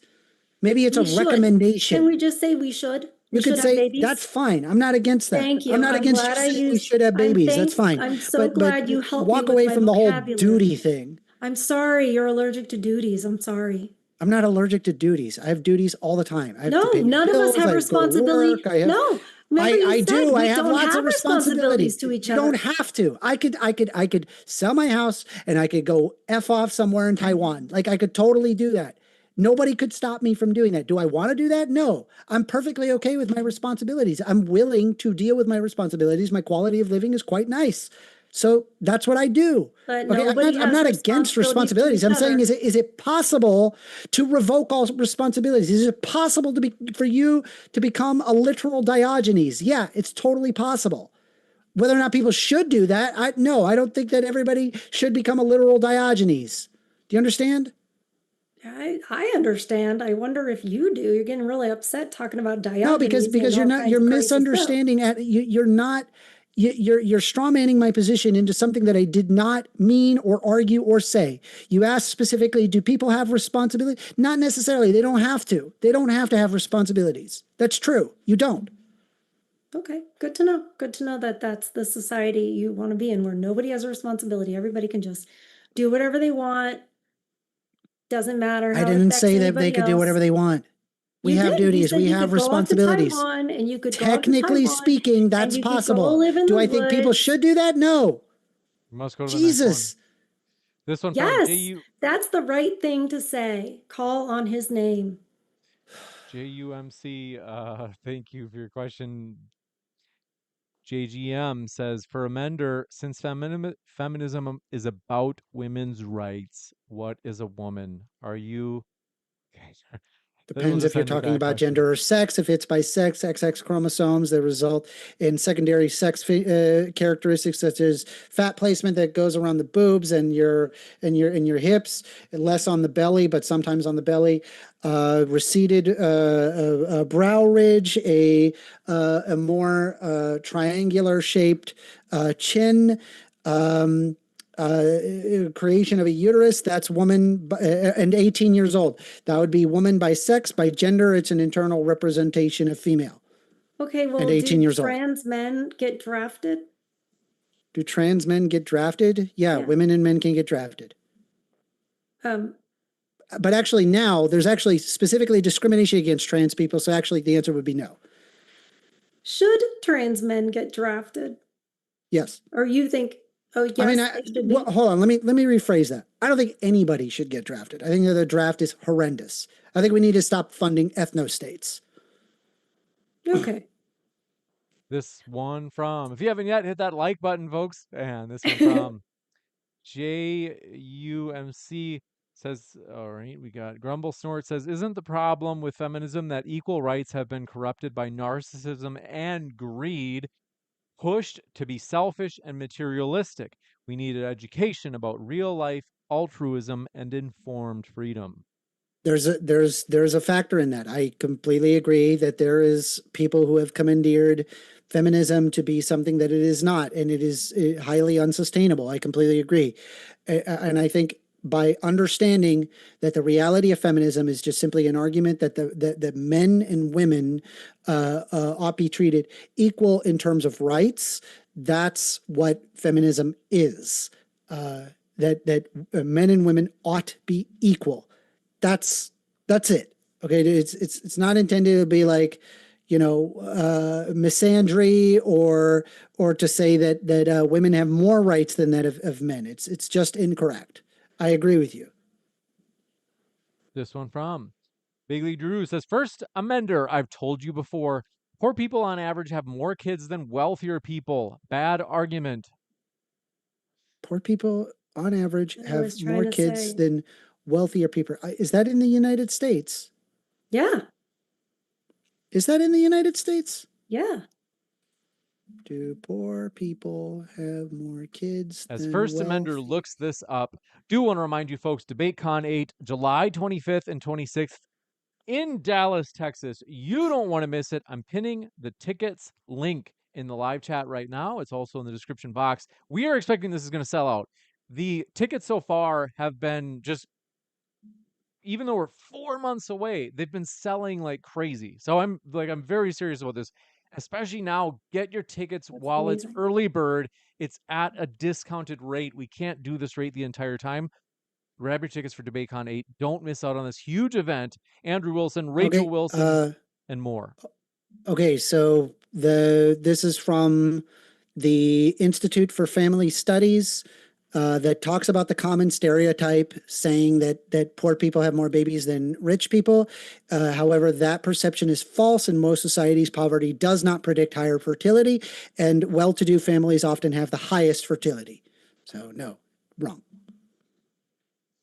This one from, and just to be sure that we're on the same page, by fertility, you mean like actually babies had, not just like actual literal fertility? They just have, they have more babies. They have more children because they can afford children. You got it. This one from, do appreciate it. Big League Drew says, First Amender, we got that one. F it Button says, you guys just don't get it. We do not have a duty to reproduce and protect reproduction in order to have a society exist. People come from happy thoughts and cheap butt plugs. Worthless. Woo! What was the question? I didn't. They said, you guys just don't get it. We do not have a duty to reproduce and protect reproduction in order to have a society exist. People come from happy thoughts and cheap butt plugs.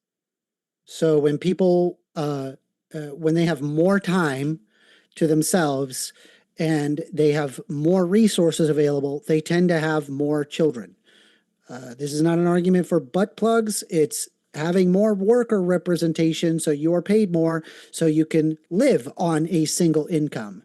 Keep in mind that a majority of the wealth has been stratified overwhelmingly at the top, and it has been slowly been eroded away since the 1970s, and it continues to do so today. It is worse now than it ever has been. And if you want it to be better, you have to have some of the wealth trickling back down to the poorest, which means taxing the rich and ensure that workers are properly represented.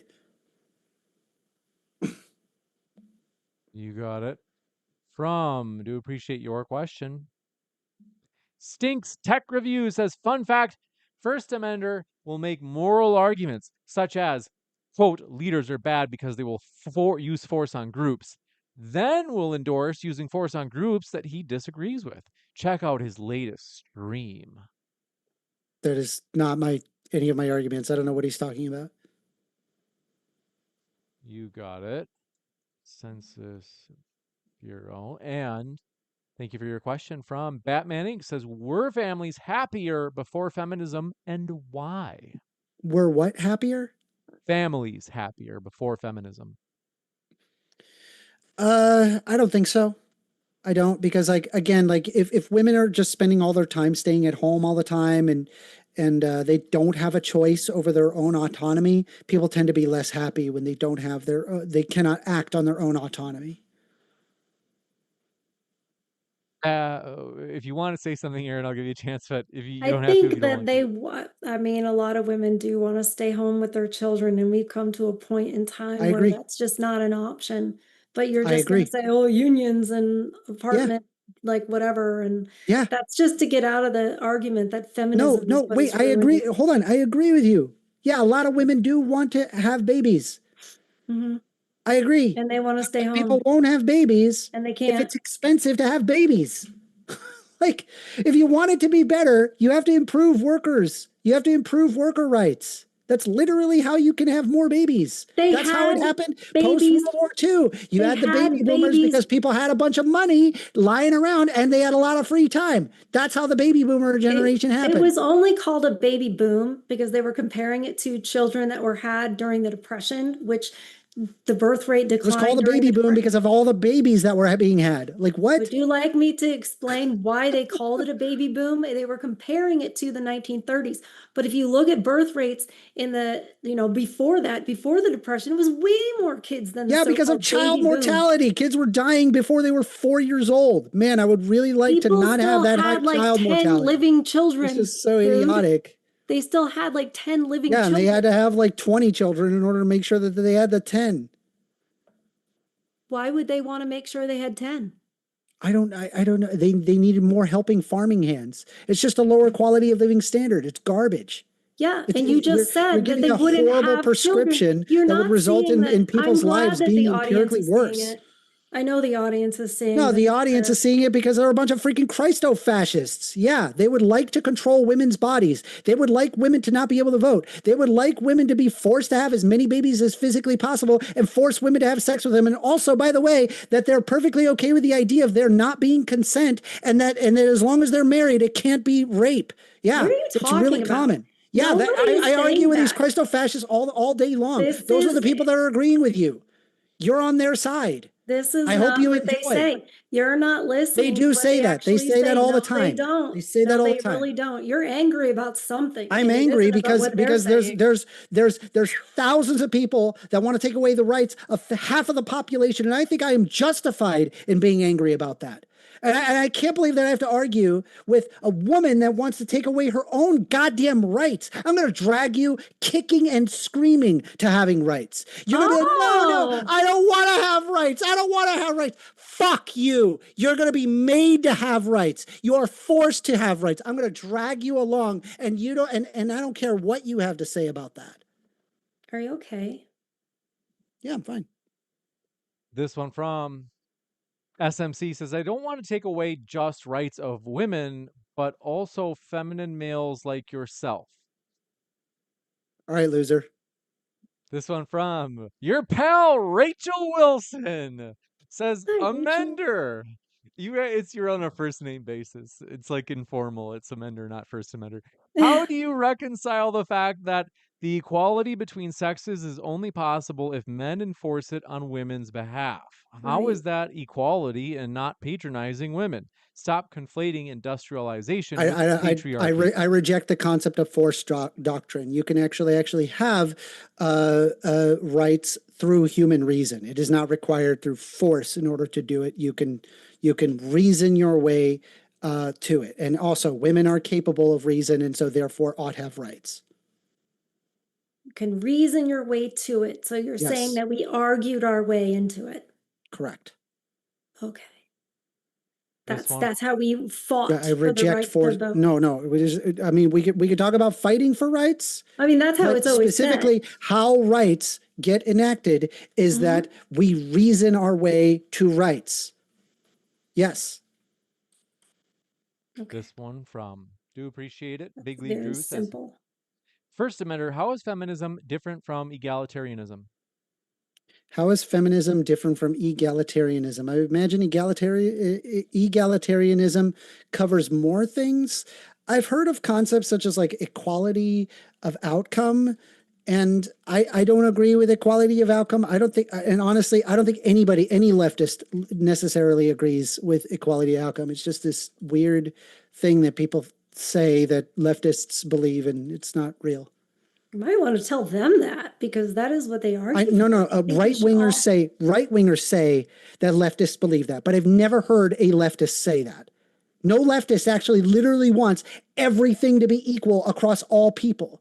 Obviously, there's going to be differences in terms of quality of living standard. Obviously, there's nothing that we could do that would magic everything being perfectly equal. It's not possible. Oh, I agree with you there. I totally agree with you. But I think that that's what they think their communist utopia is. I think they The think that's classless what money. it does. No. Communism is the classless, moneyless, stateless society. It doesn't imply Whatever. that everybody, literally Marx tells you that that's not the case. Marx himself says that. Read Marx and you would know that. Okay. I don't want to get you upset. I'm sorry. This one from H says, First Amender, barring preference, you have no standard for good. So if we say repeal the 19th is good, what is your actual contention outside Human repeals? reason. Human reason. We use our reason and realize that that the outcomes of life would be worse if women were not represented in terms of voting. Oh, I don't agree with that at all. I think that our Let's just take away the women's right to vote. Like a fucking idiot you are. Anyway, I continue. I mean, is that helping you to call me names? I love make calling you names. Y'all are a bunch of fucking right-wing chuds, and Okay, and, I'm I've trying to lost have my a patience debate. with you. I'm trying to have a conversation. Yeah, I don't care. And I at this just point. think We're in the that Q&A. The debate's produces- over. First Amender, weren't you saying that leftists were leaving I try to be debate? polite. I'm having a hard time. I'm having a hard time. I It's hate all these about people. emotional I do. I regulation. really, no, it has nothing to do. Yeah. No, it has a lot Listen, to I'm do a with human emotional and regulation. it drives, and it drives me insane to know that there are people like you that are striving to take away their own rights like a moron. Yeah. It's you're just a horrible human being, and people that agree with you are also horrible human beings because they want to drive us back to the 1870s because they think that somehow that's going to make your life better, when in reality it's the fact that workers don't have enough say in what they get paid. First, It is about emotional regulation. I mean, you can make these points Yeah, without. yes, I'm an emotional person. I Yeah. agree with you. I'm a very emotional person, but I think I am justified in being legitimately angry with people that want to rake us back to the 1870s as if that's going to make the world a better place. Can Y'all I are ask you a idiots and question? ignorant and morons, and I'm Okay. going to drag you kicking and screaming to having rights.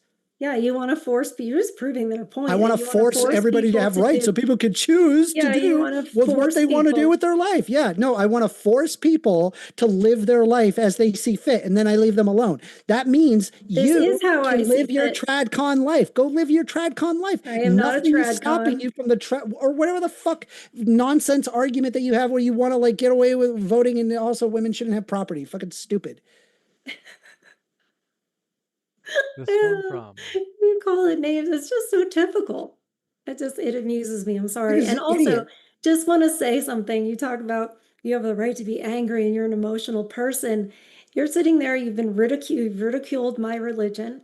You've called Yep. me all sorts of names. Yep. Do you think that I am not angry? Do you think that I do not have emotions? I'm But sure you you're don't probably see me, angry. but you don't see me giving into that. You see me emotionally regulated Great. because Then I you're had a a better person strong than me. father. What do you want? A cookie? Can you listen? No. I had a strong father who taught me emotional regulation Yeah, okay. I have a because strong that's where father that as well, comes but from. I'm an That's where emotional that person. I don't know comes what to tell from. you.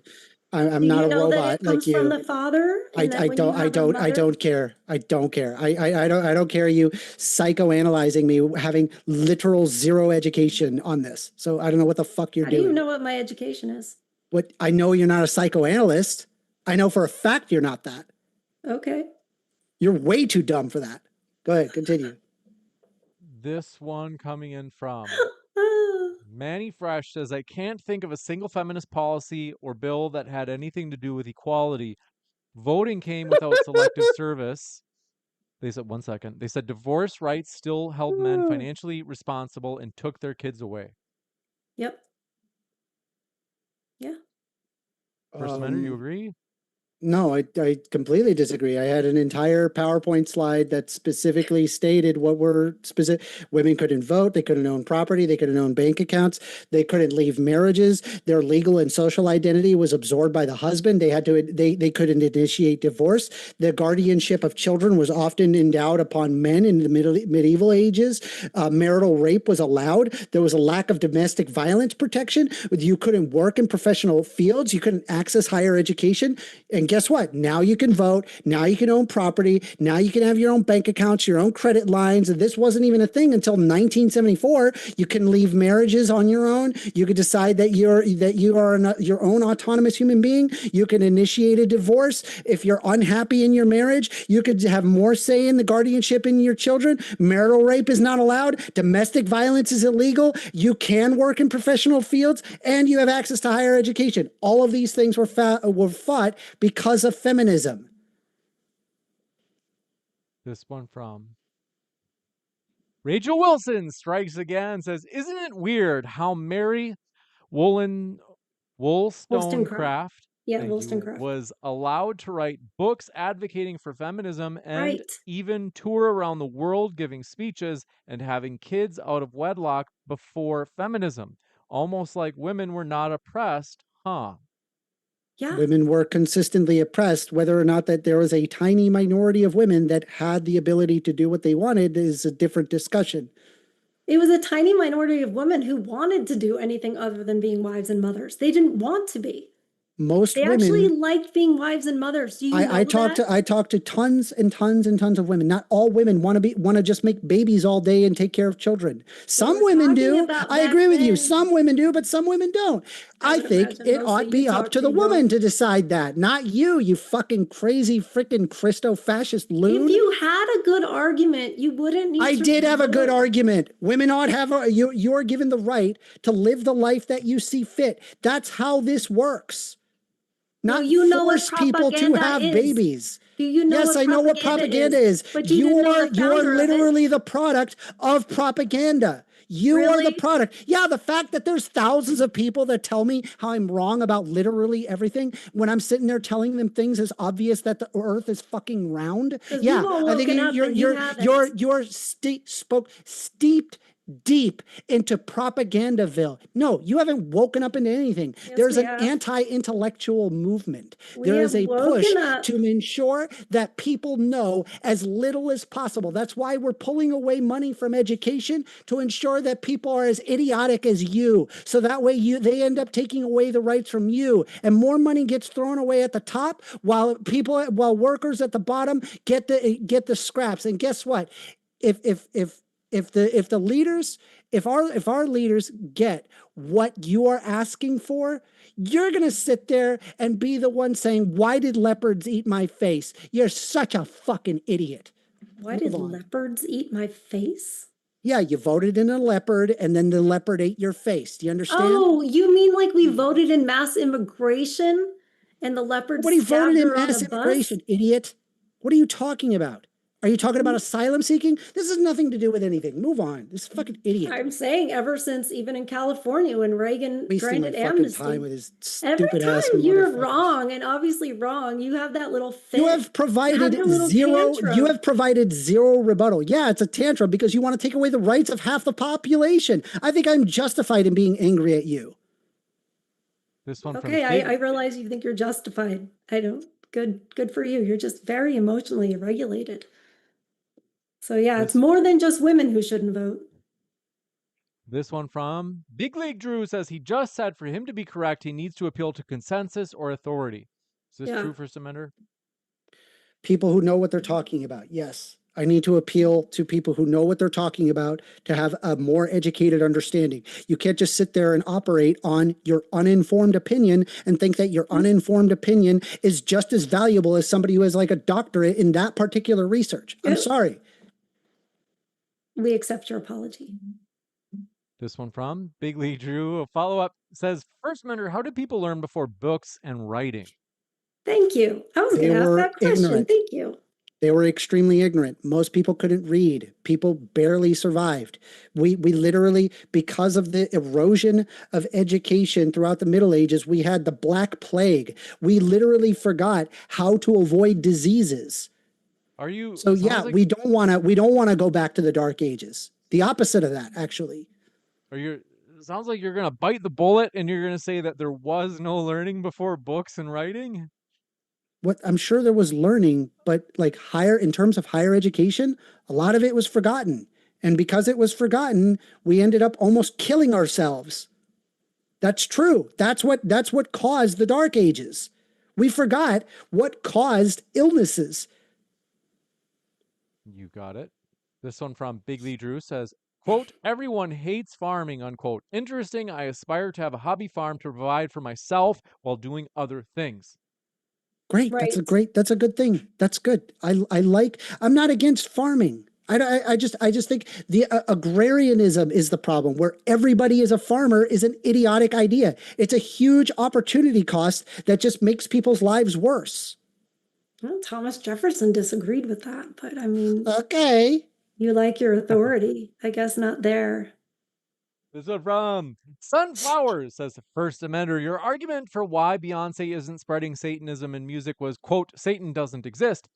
But Great. Satanism currently exists whether Satan does or not. Satanism is literally a parody to troll Christians. That's literally all it is. They don't literally believe in Satan.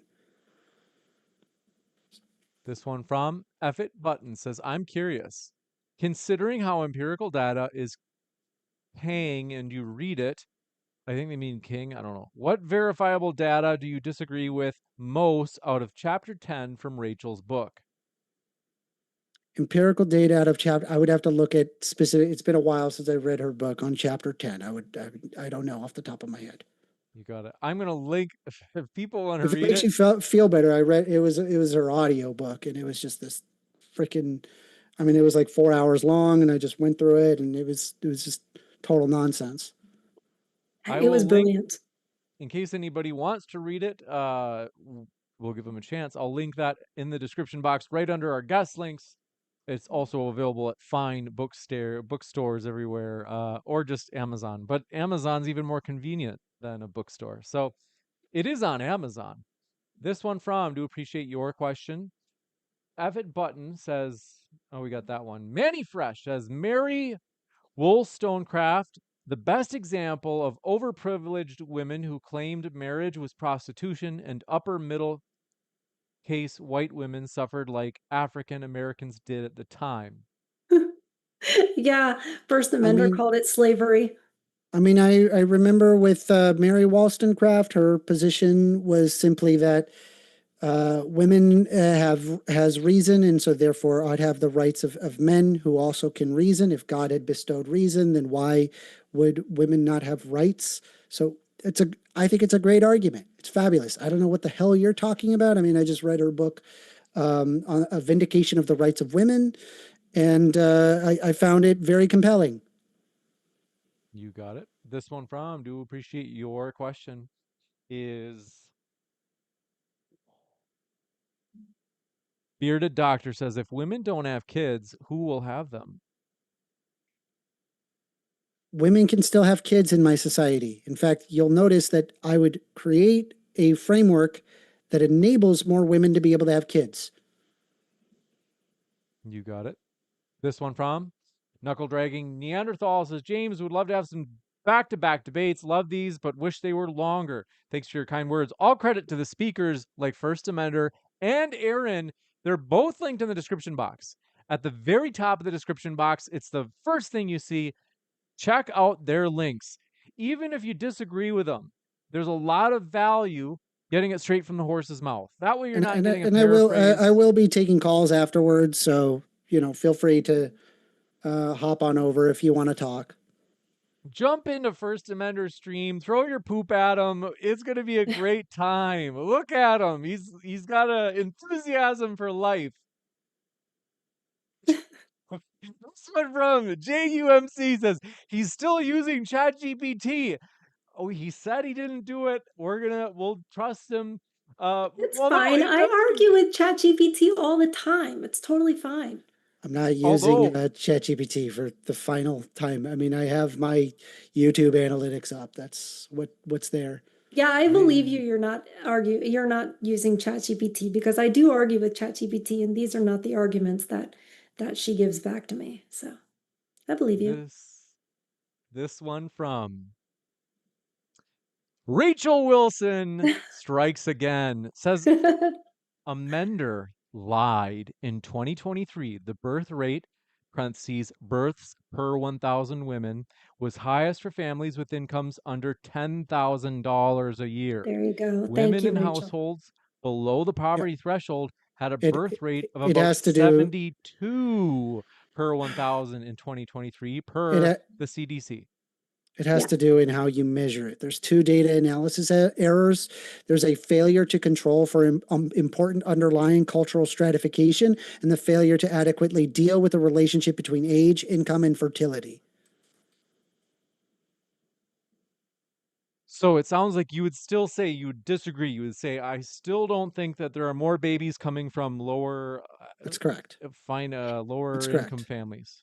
That's why I didn't come into this debate looking to beat you in studies and statistics, because I knew whatever I brought up, much like you did with Rachel, you would just say, oh no, that study's not right. Here's my study. And then she poked all kinds of holes in your studies. And I'm like, I'm not going to have a study. She didn't poke holes into any study at all. She just said, "Nuh-uh," and then that was it.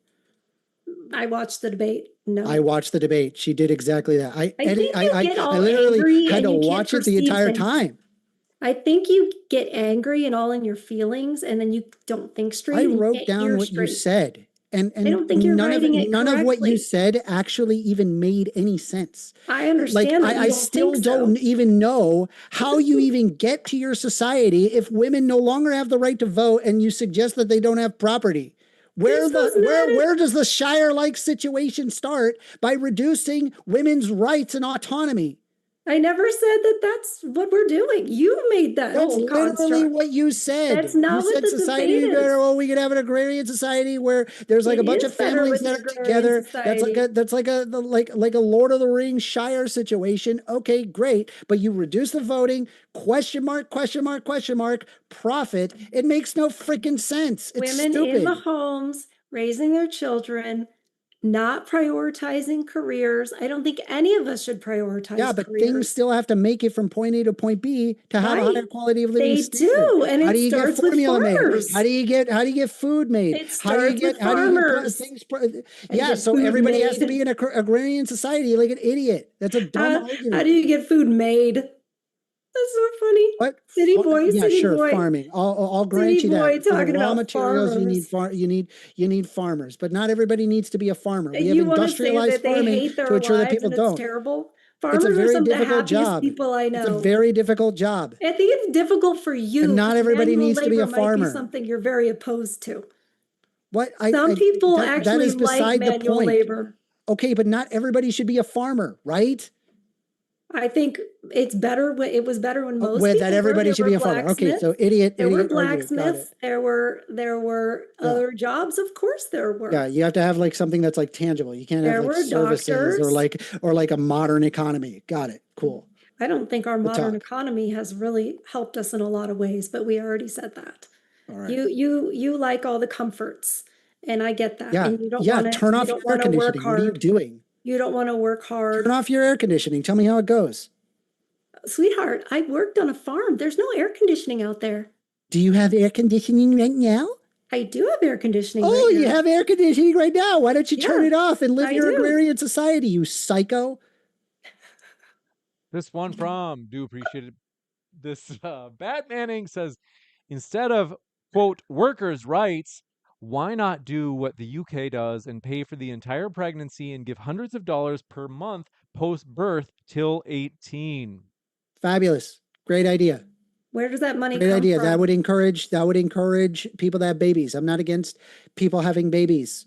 I think that there needs to be more maternity leave and more benefits for people having babies. That's great. Great idea.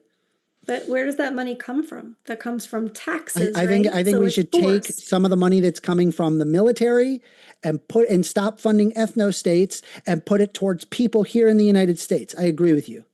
Yeah, I That's how you also fix agree that. that ridiculous foreign wars are a complete waste of money and completely against, what my value system is. So yeah, that's a Yes. whole lot of wasted money that was earned by Americans that is not going to Yes. benefit Americans. So we can definitely agree there for sure. Yep. Yeah. This one from Big League Drew says, as always, First Amender goes full misogynist. Pseudonym By says, let's. having women have rights. Okay. No, I think they mean because, calling me a Because psycho I'm yelling and at this you kind of because you're stuff. an idiot that Well, argues I don't taking have a away your own problem with rights. that. I think a man saying something nasty to a woman is not necessarily misogyny. You're not saying it to me because I'm a woman. You're saying it to me because you don't respect me, not because I'm a woman, but because of the things that I believe. And I Yes. think me being a Christian is at the heart of that. And I think that's what angers you the I'm most. not necessarily against somebody being a Christian. When they use their Christianity to want to subjugate half of the population, now we got a problem. This one from, do appreciate your question. Pseudonym says, let's not forget he doesn't know what a woman is.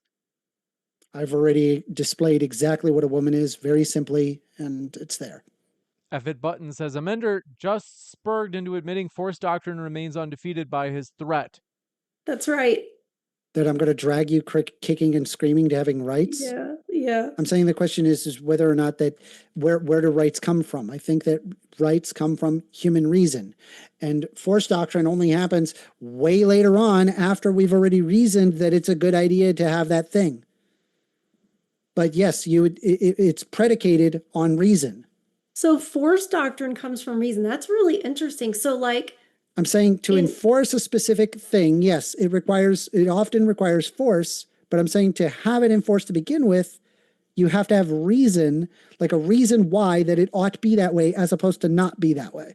right. But I get that that's the reason why you choose to use the force, but who is that force? Doesn't that force need to happen?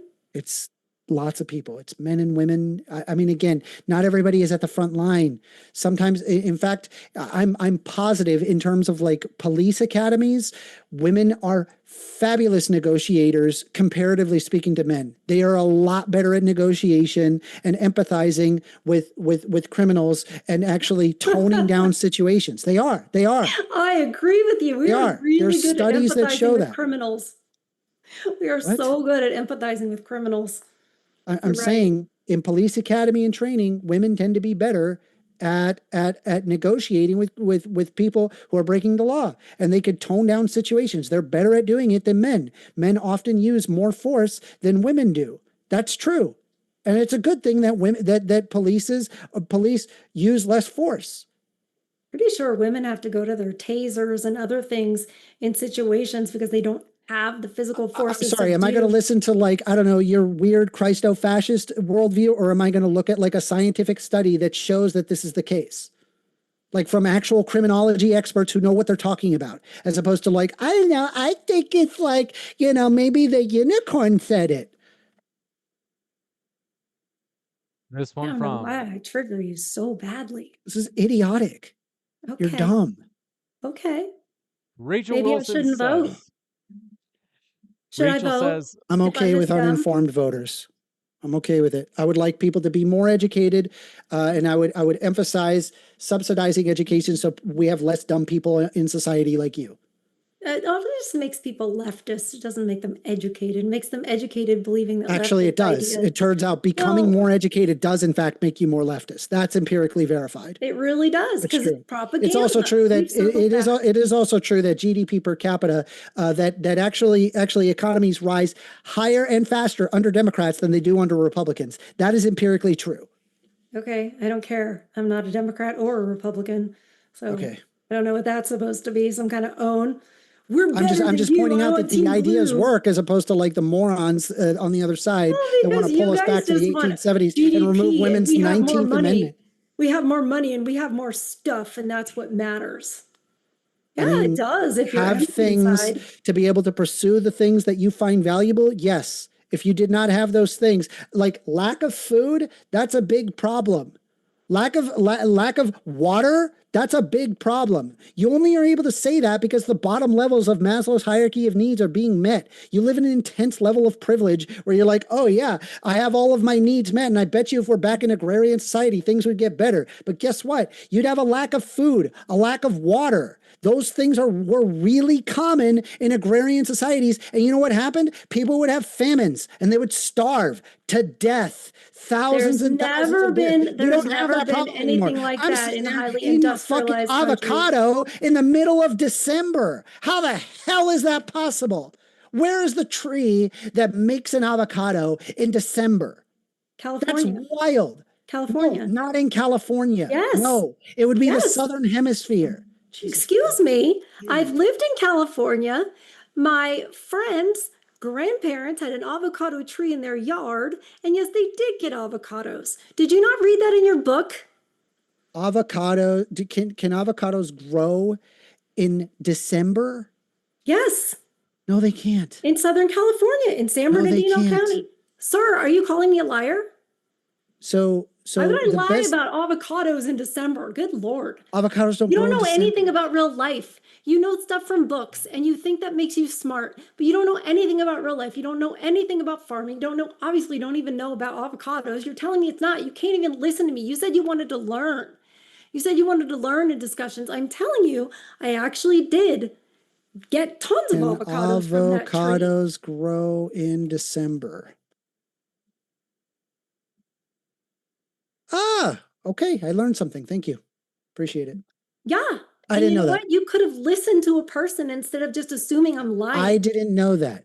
But it is true that when things are not available in the United States, we get it from the southern hemisphere. Is it Right, possible you're because wrong when it's about winter other here, things? it'll be absolutely. I'm wrong. I can be wrong about lots of things, but the difference is that when I'm proven wrong about something, immediate. You will see it change immediately, right? Because I am interested in what the facts are. Whatever the facts are, I go in that direction. I don't sit there and dig my heels in and say that I'm right, I'm right, I'm right. If you could prove me wrong on something, I'll own up to it. I'll say, okay, I'm wrong. And then I move on. just said about the avocados. And Yes, you and did then I not agreed with listen. You only agreed once you looked it up to some. Yeah, I was like, find okay, some I'll look it up. authority. I thought avocados did not grow in December. Fair enough. And you You assume got like me. farmers have horrible, terrible lives, and it's like so much. So in terms you of know, in terms of agrarian societies, yes, people lived horrible quality of living standards than we do now. That's true. We live a higher quality of living standard now, historically speaking, in comparison to the entirety of human history. if That's you true. base it off of money and things, that's it's true. If I agree base with it you. off of like the fulfillment of the lowest levels of Maslow's hierarchy of needs, for sure, it would honestly it'd probably be closer to like the 1960s, 1970s, but that's beside the point. I'm going to say something that's going to make you really mad, but I'm going to say it anyway. Okay. Man cannot live on bread alone. Okay. We'll jump to the next question. This one from, do appreciate it. Rachel Wilson says, Amender, why have women never collectively risen up against men and enforced their own rights through all of human history then? Right. Because they were often subjugated underneath the coattails of men. So it would not surprise me. Like it's like the argument, like what that most women did not want to vote, and as a result, but in reality, right? Like any survey that you're going to have, like during those times, there would have likely have been a crap ton of pressure from their husband to why they shouldn't have a right to vote. So it's like basically like living under Stockholm syndrome and surveying people under Stockholm syndrome. Like, oh yeah, things are great. Yeah. Like, yeah, all right, dude. Like, if that's the life you want to live, then go for it, queen. Like, whatever. No, you want to drag her kicking and screaming. That's true. I do. I want to drag her kicking and screaming to have rights. And if you want to live, and if you want to have babies and not vote, then you could do that. But not everybody is you. Do you know? But not everybody is you. Do you understand? That's the difference. You can live your desired life in my nightmare leftist world, but I can't live my life, and other women who don't want to live that life can't live their life in your wonderful society. That's the problem. I was raised that I needed to choose a career, and that was what was going to fulfill me, and that I didn't need to have children because it wasn't going to be that big of a deal. It's that I don't necessarily agree with that. Can I? I don't even agree. I don't even agree with that. So then, as many women have, you get to a point where it's too late. So it was stolen from me from feminism. So thankfully, it is possible to, thanks to science, that you can have children later and later. Whereas if it was, yes, that is true. I'm done. I'm past it, sir. I'm past it. IVF? I'm 47. There's no more eggs. You're done. Yeah, you're done. Yeah, 47, I know. You're done. Do you know why I'm done? Because of the lies of feminism and the propaganda that said I would be fulfilled if I did this, and it wasn't. I mean, I don't know what your life would have been like if you had a bunch of kids. I'm not going to. It would be much better. I'm not. Okay, all right. That's you though. That's not everybody. It's me, and it's that's not everybody. Do you understand that we? Okay, so then what I would do is I would have the environment where women could choose. Do you understand? I could have chosen. Do you understand that I did have the choice?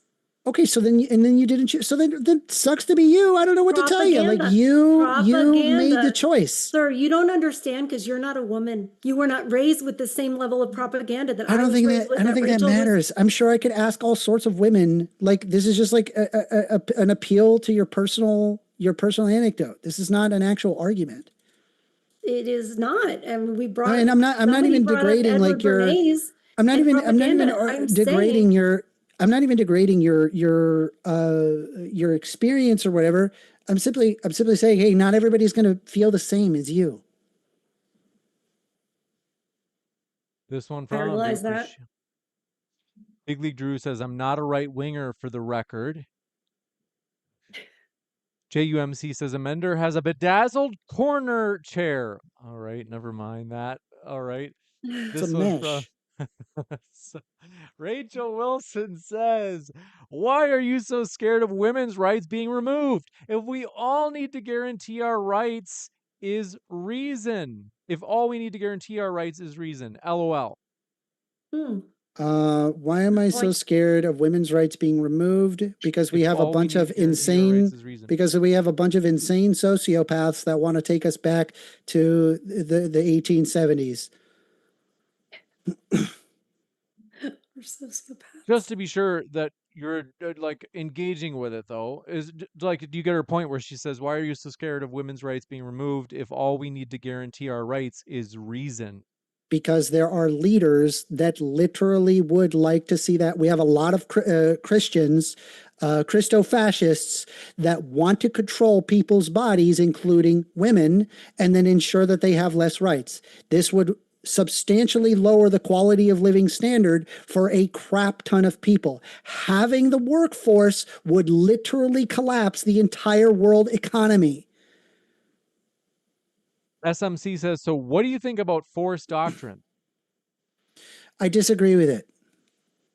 But I don't understand. Wouldn't it be the last question that Rachel asked? Like, wouldn't you just say that, like, it's not the case that reason is enough to keep women's rights? Like, because you're saying other people basically just override the, like, I'm saying it starts with reason. Obviously, in order to enforce a law, that it generally requires force to enforce that law.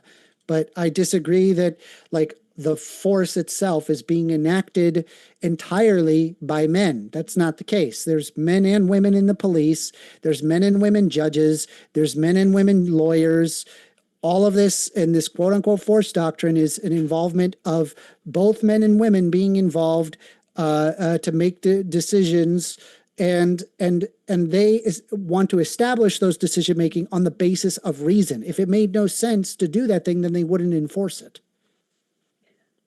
Men and women, lawyers and judges. Lawyers and judges are not part of force doctrine. Yes, they are.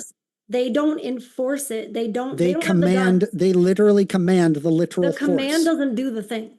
The guns do the thing. I agree with you. Can a woman own a gun? Hey, can a woman own a gun? Yes, I do. Oh, okay, magical. So it's almost like that a woman has an ability to enact force, and it doesn't require men all the time. I never said that we can't enact force. Jesus Christ. I'm saying that men but the argument is that men have to enable the force doctrine. But given that women can enact force, that would mean that that's untrue. But if it's women with force against men with force, can we move on? These people are fucking idiots. I can't do it. You get so mad when you lose a point. Yeah, it's not losing a point. I'm pointing out that force doctrine is idiotic. Because force doctrine is idiotic. It's idiotic. It's dumb. It's part of life. What do you mean it's part of life? It's not part of life. There's men and women cops, and women cops also have guns, and also women can own guns. This is stupid. Stop being stupid. Stop falling into the stupid right-wing chudosphere where, I don't know, a bunch of fucking MGTOW morons to, like, fucking, I don't know, fucking jerk off to you or whatever. It's fucking weird. Well, then, we'll go to the next question. Okay, sir. Whatever. This one from The Numbers Don't Lie says, First Amender really hates women who think for themselves. Clearly. When they don't agree with them. I'm okay with her living her life as she sees fit. I just don't think that we should follow her ideas because she just wants to take us back to agrarian society. What if we were the majority? What if people were the majority who thought like me?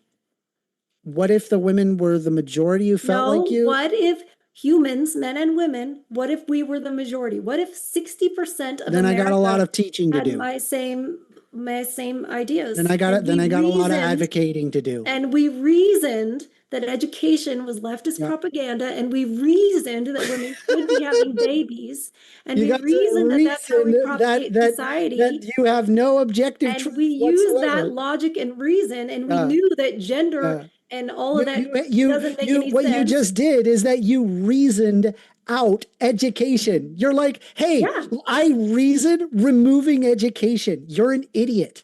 Science isn't wrong. You're just stupid. You're telling me, okay, science isn't wrong. You're just stupid, and you That's don't know correct. in which one you Science like, isn't men or wrong. women. You You're can't just pick. stupid. You can't pick. You just want to like do whoever, men, women, No, whatever. you can pick. I'm literally arguing how you can pick. Yeah, you can pick when. Jesus. Yeah, you can pick when you don't know which ways were up and which ways down. What? I think that women should be educated. If women are educated, they can make an educated decision to what they want to do. Everybody just do what feels good. You don't want it to be about I didn't say peace. do what feels good. I say be educated and make an educated decision and not be a fucking uneducated buffoon like you. I listen, I'm smart enough to know that why the school system was created. I'm smart enough to know. Do you think that we should get rid of the school system? I think that, yeah, I think the public that school we're system? better when You're we're a fucking moron. homeschooled. You're a fucking moron. Read It's John Locke. daycare. You're It's a just dumbass. daycare. No, you're a dumbass. No, you're a dumbass. You literally want to get rid of education. You're a moron.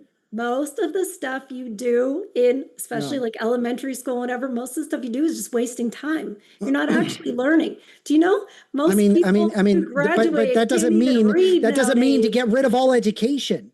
Do you understand? That just means let's improve.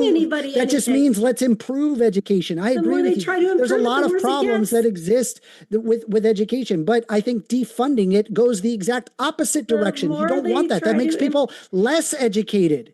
In fact, it was a lot of people that wanted to frame education in a way that make it closer to you actually being able to get a job. And I think that that's a step 1000% in the wrong direction. You need to be taught general education so that way you could develop critical thinking. So that way you don't end up in this fucking right-wing idiotic chutosphere where you want to get rid of the 19th Amendment and treat women as if that they're like objects or whatever. It's fucking weird. So you're saying they don't teach critical thinking?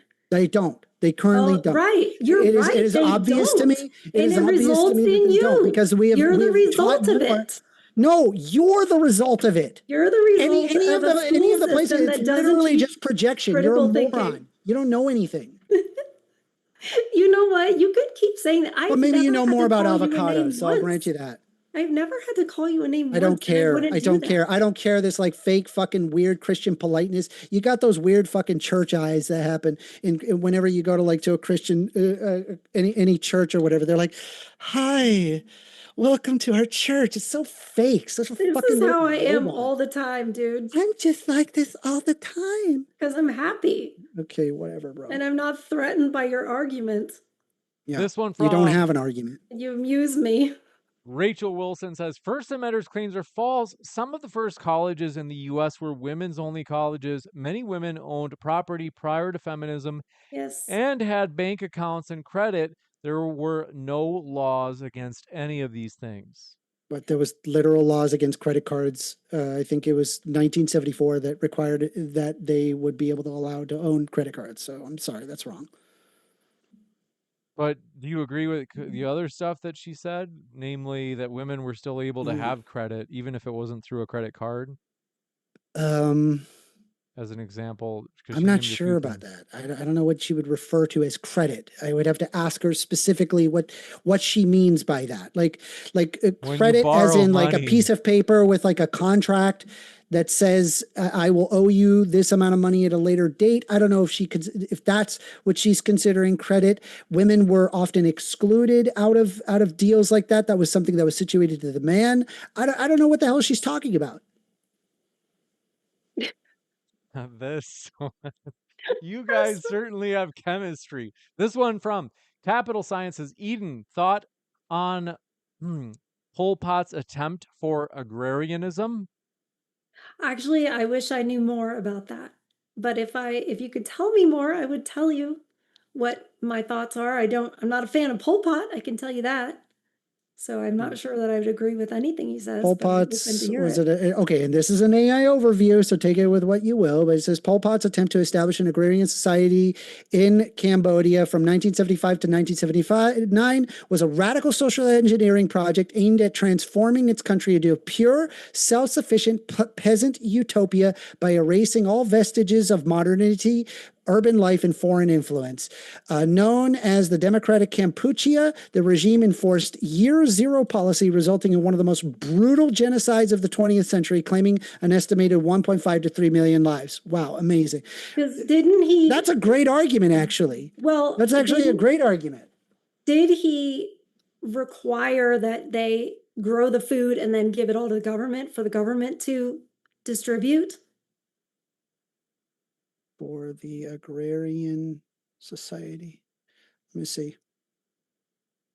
He attempted to forcibly transform Cambodia into a pure, self-sufficient agrarian communist society by dismantling all urban, industrial, and intellectual aspects of life. His policies, implemented under the banner of Year Zero, required the entire population to engage in manual labor, resulting in a catastrophic collapse in the economy and the death of 1.5 to 3 million people. That didn't answer my question. He forced urban evacuation. He said immediately upon taking power, the Khmer Rouge forced millions of people out of cities like Phnom Penh and the countryside to work and rule collectives. The establishment of the collectives, private property, money, and markets were abolished. All agricultural production was collectivized, with individuals organized into rigid labor brigades. And there was extreme labor and low output. New people, as in city dwellers, were forced to work 18-hour days digging canals, building dams, and working in rice fields with little food or rest. There was radical agricultural engineering. The regime forced realignment of traditional rice fields into large-scale symmetric grids to match the Khmer Rouge's idealistic uniform vision, which often destroyed the topsoil and disrupted existing irrigation systems. The Year Zero ideology sought to purify the society by eliminating all foreign influence and intellectualism. Teachers, engineers, doctors, and professionals were targeted for execution because they were considered to be tainted by Western or urban influences. It is actually funny. Like, this is very similar to kind of what you were arguing. No, it isn't. That's collectivism. That's a whole different. If only the city people could just keep their own farmland, farm stuff, then it would have worked. Force, and you can't have city people. You were arguing it. You were just arguing force.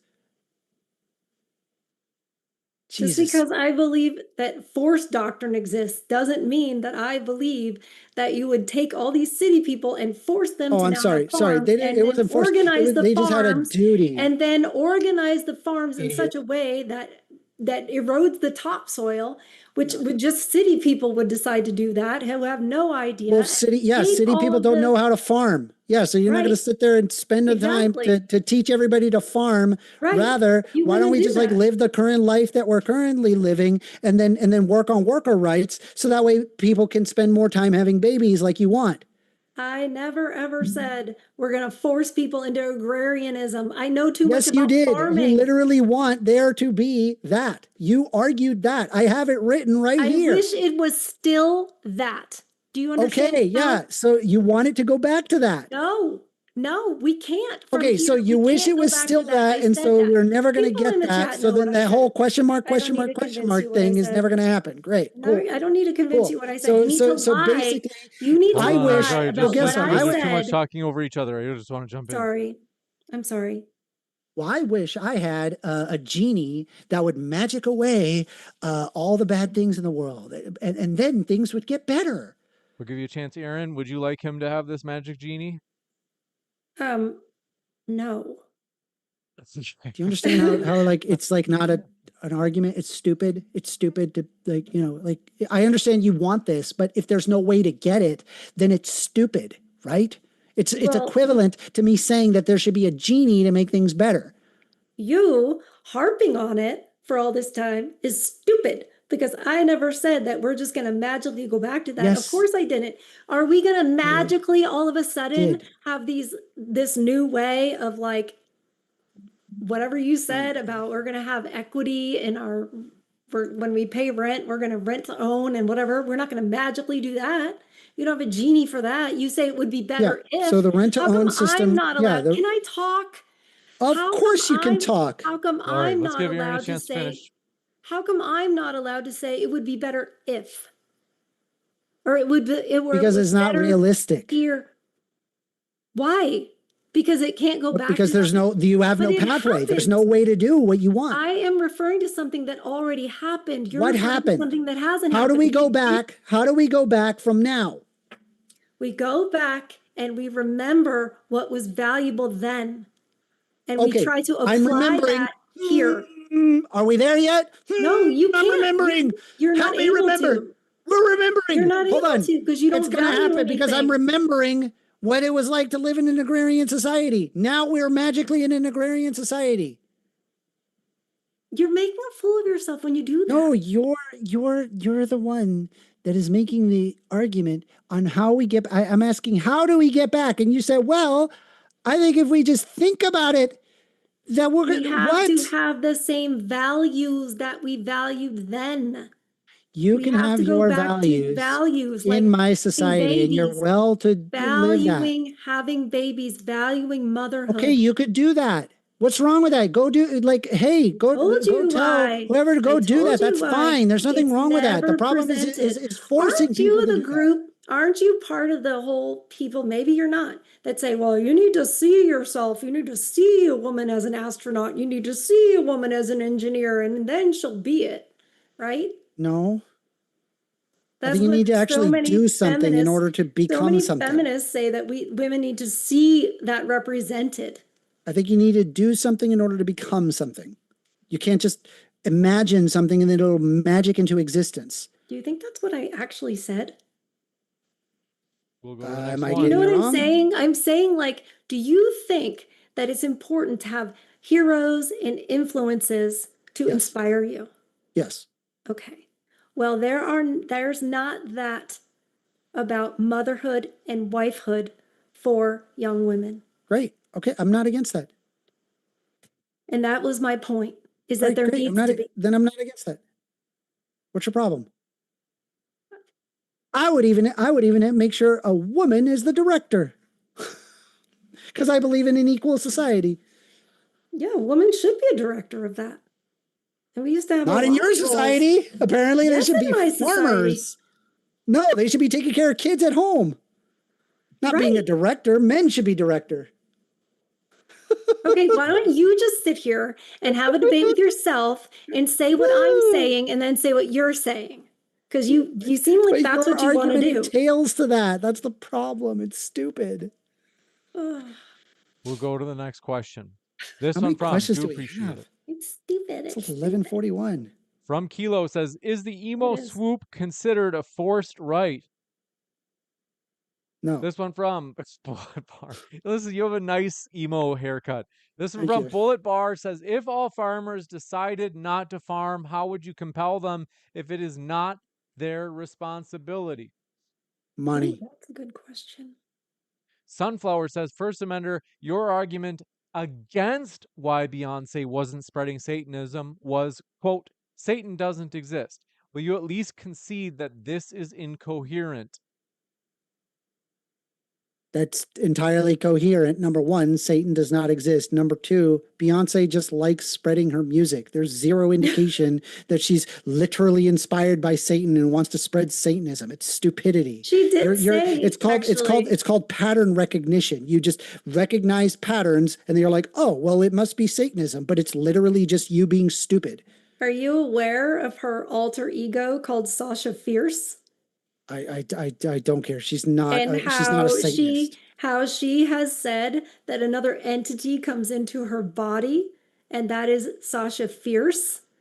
Hence, like possession. Is Beyonce a Satanist? No, there's no credible evidence that Beyonce is a Satanist. The claim that she's a Satanist is part of a long-running, unsubstantiated conspiracy theory pushed by religious fundamentalists and creators of the online conspiracy videos. It's literal nonsense. Okay, look up Sasha Fierce. Garbage nonsense. It's poison for your brain. Look up Sasha Fierce. No, you're an idiot. Did you hear Stop being an idiot. What Beyonce actually said? Stop being an idiot. Okay, well, Beyonce said it herself, so, you know, you can Beyonce never said AI that. thing. She never said about Sasha Fierce. I don't know what the fuck you're talking about Sasha Fierce, but she's not a Satanist. Stop being stupid. You're being stupid. You're not listening to a fact that the woman actually said. Okay.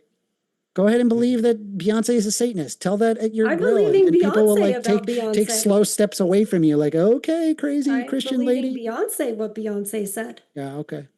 This one from, do appreciate your question. We don't have that many left. We're going to move through these. Droning in the Scenery says, how is this feminist yelling at this woman? And Big League Drew says, thank you, James, for hosting. My pleasure. Yeah. All credit to the speakers linked in the description box. I'm not yelling at her for being a woman. I'm yelling at her for being an idiot. I believe in equal representation of yelling at idiots. Manny Fresh says, Amender, you dickhead. Most people couldn't get lines of credit. Typically, you had to be wealthy. Right. Okay. That's a good point. What's your point? Okay. The point is, it wasn't against women. I don't even necessarily disagree with that. Like, the point is, but women in general were excluded from financial decisions. It's very common. Like, this is not historically a fight. Like, this is just historically true. This is not like, oh, we disagree on this. That's just what it is. This one from Pointy Raccoon says, First Amender says crashing out like I've never seen him crash out before. Thank you for this absolute cinema.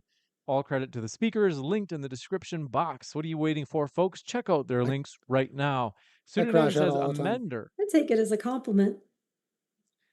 So, if you want to watch me crash out, you just follow me on my channel. You subscribe. Just speak truth. Just let him hear some truth, and he's going to crash out when he hears it. Yeah, women deserve less rights. Like we should get rid of the 19th Amendment. They shouldn't vote and they shouldn't have property. All I'm doing is just saying truth. You're a fucking idiot. Thank you for that. This one from, You're so funny. Do appreciate. I didn't know I was going to laugh this hard. I'm sorry. This is from Pseudonym says, Amender. We have a doctrine. Yo, say what you know, not use the internet to make up arguments as you go. You lost, she won. I'm of the conclusion that unironically, whoever the right-wing chud is, they could just show up on this channel, take a giant shit on a plate and then display it for everybody and say that they won the argument. And every single person, no matter what I said, would say that they won the debate. I guarantee you guys are the biggest fucking glazers on planet Earth. You guys are 1000% in an echo chamber. And it's literally like being in a room of flat earthers as I tell you the earth is round. It's fucking idiocy. It is rank idiocy. I have a question. If you are full of reason, then why isn't it working? Is it that we are all idiots and you're the because of the lack of education? We've been eroding away at our education for decades. Okay. Republicans love reducing funding for education. They love it. That way they can get enough people voting for them. Whatever. Well, we've got to tell you, folks, we're very grateful for our guests. They're linked in the description box. Check out their links, even if you disagree, even if you're like, oh, that First Amender, just, oh, look at him. Look, his foolishly self-satisfied look he always has. Even if you are triggered by that look that he always has, check out his channel as well. Check out Far From Eden's channel. There's a value to going straight to the source, not having someone else paraphrase it. Grumble Snort says, could you at least wait to yell until the end of her sentences so the yelling is relevant to her point, Amender? We're in Q&A, dude. I behaved myself for a majority of it, and then as soon as the Q&A comes, I'm like, all right, hats are off, bro. I don't think so. No, you were pretty much yelling at me. You lasted the entire time you yelled at me. All I wanted was to get rid of voting rights for half the population. Is that so much to ask? Why is he getting mad at me? You're a fucking idiot. I'm not the one doing that voice and doing that whole thing. It's really funny when you say that.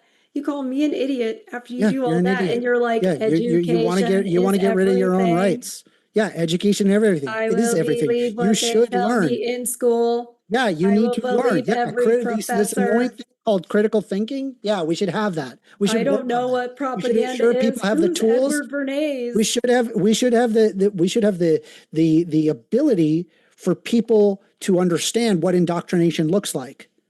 You fell hook, line, and sinker for the bullshit. Yeah, I did. And if I hadn't, I would have had children. See, he doesn't listen to the end of it, so he thinks it's a big win. I'll just tell you guys, I did fall for it, and that's why I ended up not having children and not prioritizing family, because I did fall for the propaganda. And then I woke up and I was like, oh, yeah, no, feminism was a lie. And a lot of women are waking up just like me. Children. I don't have kids. I want to get rid of the right to vote for women now. So, First Amender, to be fair, I think you said like the leftists don't hang out here in the live chat because they get harassed. But First Amender, you've been quite brutal to both Erin and the audience. You call them the chuds and everything. Yep, because you have to match them with the same energy that they provide back. That's how you win. But What was Erin names? ever They're so not calling you bad names. to you? I didn't.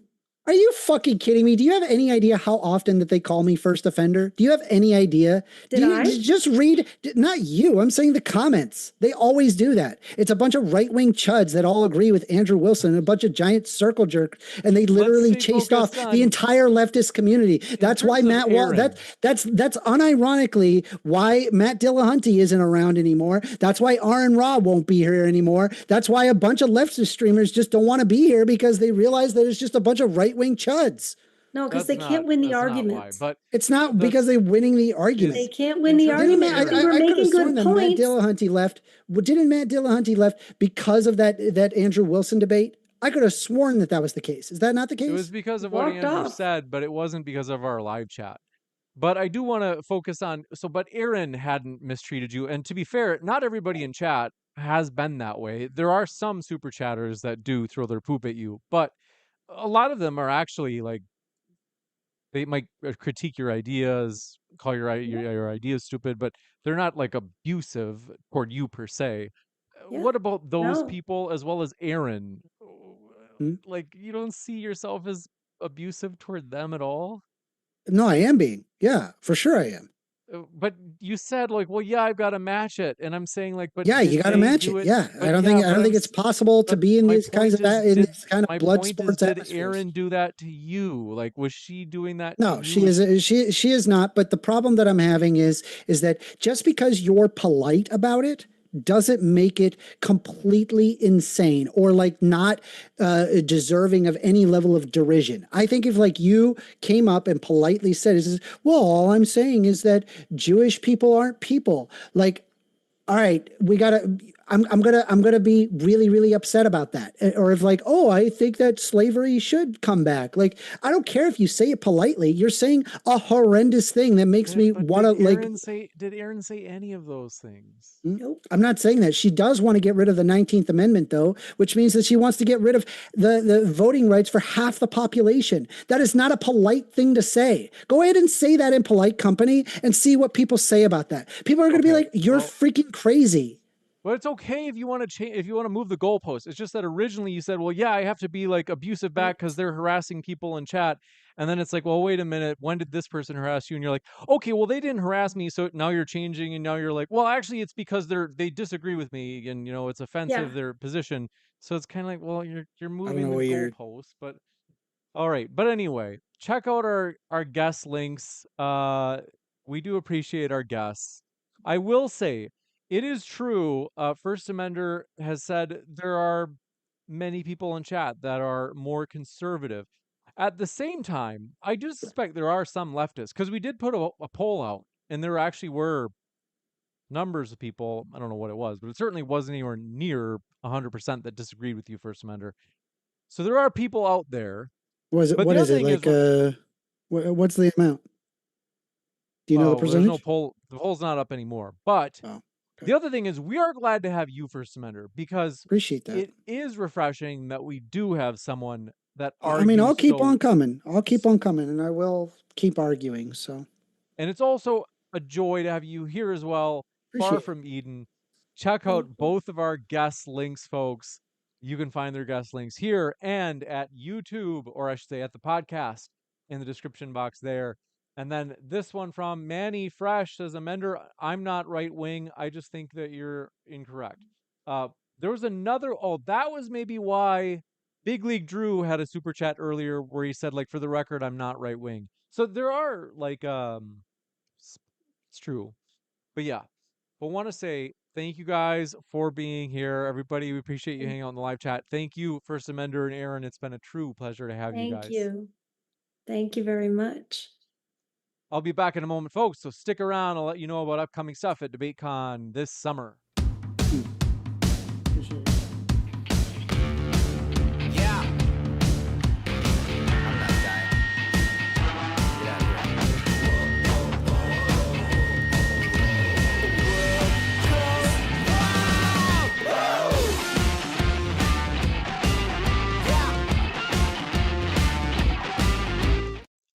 Amazing! Folks, check out our link for DebateCon 8. That's in the old live chat.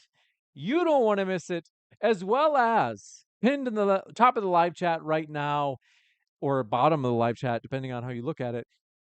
Join the 16,000 people in the Modern Day Debate Discord, as we have a huge Discord thanks to Shane and Hannah and others who have worked very hard to make this Discord big. In fact, gigantic. Shane had told me in an email the other day, but I gotta tell you, first for the Discord, if you are in the Discord, highly encourage you to support the Discord, as I don't have any, like, Discord is kind of like distinct from the YouTube channel. I don't know how to use Discord. I'm still trying to figure it out. Shane runs this. He pays for the bots that help make it manageable, so it's like a nice, clean, well-run Discord. So please do consider, if you're in our Discord, please consider supporting that, as that helps Shane cover the costs, as those apps and things like that. That's something that he's like, hey, like, this is something that we're trying to balance the budget. And so your support there does mean a lot. But also, if you didn't know that we do have a Discord, we do, and go check it out. As I said, 16,000 strong, and Shane and Hannah and others have done an amazing job at making it huge. Like I said, I'm kind of distinct from it. Shane was like, I'd love to do a Discord for Modern Day Debate. And I'm like, hey, if you want to do it, man, go for it. And from what I've heard, people love it though. They enjoy it because you can debate there. They've got after shows and things like that. But also, so that the link for the Discord is pinned in the live chat right now. But also, I'm throwing in, and that's also in the description box too. If you check out the description box, you'll find the Discord link. But also, I'm putting in the Modern Day Debate official conference link for our flagship event, DebateCon. So DebateCon 8 is happening in Dallas, Texas, July 25th and July 26th. So I have to encourage you, if you have not yet, you have to come out to this event. It's going to be huge. I think we are going to sell this event out. This venue can hold 50 more people than the last one. So the last one did sell out, and it could hold about 200 people. This one can fit 250 people. We've already got like 54 people that have bought tickets like in the first week. So I'm thinking this is by far, like, it is going to be standing room only. Get your tickets now so you can reserve a seat to watch this epic conference. That'll have Rachel Wilson, Andrew Wilson. As you can see behind me, Andrew Wilson will be taking on Loner Box. You can't, it's a little bit hard to see because the page is cropped.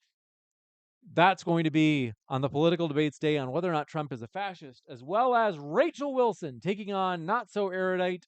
That is going to be amazing. And that's going to be on feminism. So obviously you enjoy the topic if you're here. I've got to tell you, you have to absolutely check that out. Now, I've already mentioned the Discord. I've already mentioned DebateCon. Now, let me tell you about something else. If you enjoy TikTok, I'm putting that link in the description. It's not only in the description box, I'm pinning it in the live chat. Check out our TikTok. It's amazing. We're very excited about this. It is growing, and our goal is to get to 10,000 subscribers within a year. I think we can totally do it. We're already at I think it's 2,000. Let me check right now. As the Modern Day Debate TikTok is steadily growing, and we do appreciate all of your support. I was wrong. It's not 2,000. That's 3,000. So we're at 3,200. So it is pretty steadily growing. So I think it is realistic that we could hit 10,000 within a year with your help. So do go over to our TikTok and hit that follow button, as we do appreciate that, as we believe that short form content is important. I don't know if it's the future. It's certainly a part of the future. And long form content, we do like it, and we want to keep it going as it is, which we love. But at the same time, I've got to tell you, short form content is a very important thing. So we are excited about our shorts and TikTok reels. But not only that, we do have a Facebook page. We're very excited about this. This is brand spanking new. Thank you for your kind words. Local Machine, I see you there. Native Wild Man says, don't forget to hit the like button. I agree. Hit that like button. We appreciate it. Norek, good to see you there in the old live chat. DebateCon in Toronto when? I don't know. Toronto is going to be a little bit tougher because it is a new little challenge to take it international. We do actually want to, like for real. It is in the plans to eventually. And Canada is the first spot. We have a lot of viewers in Canada, which is cool. So it's possible. But thank you for coming by. Let's see. I see you there, Big League Drew. Thanks for being a channel member, as well as Native Wildman and KG188888.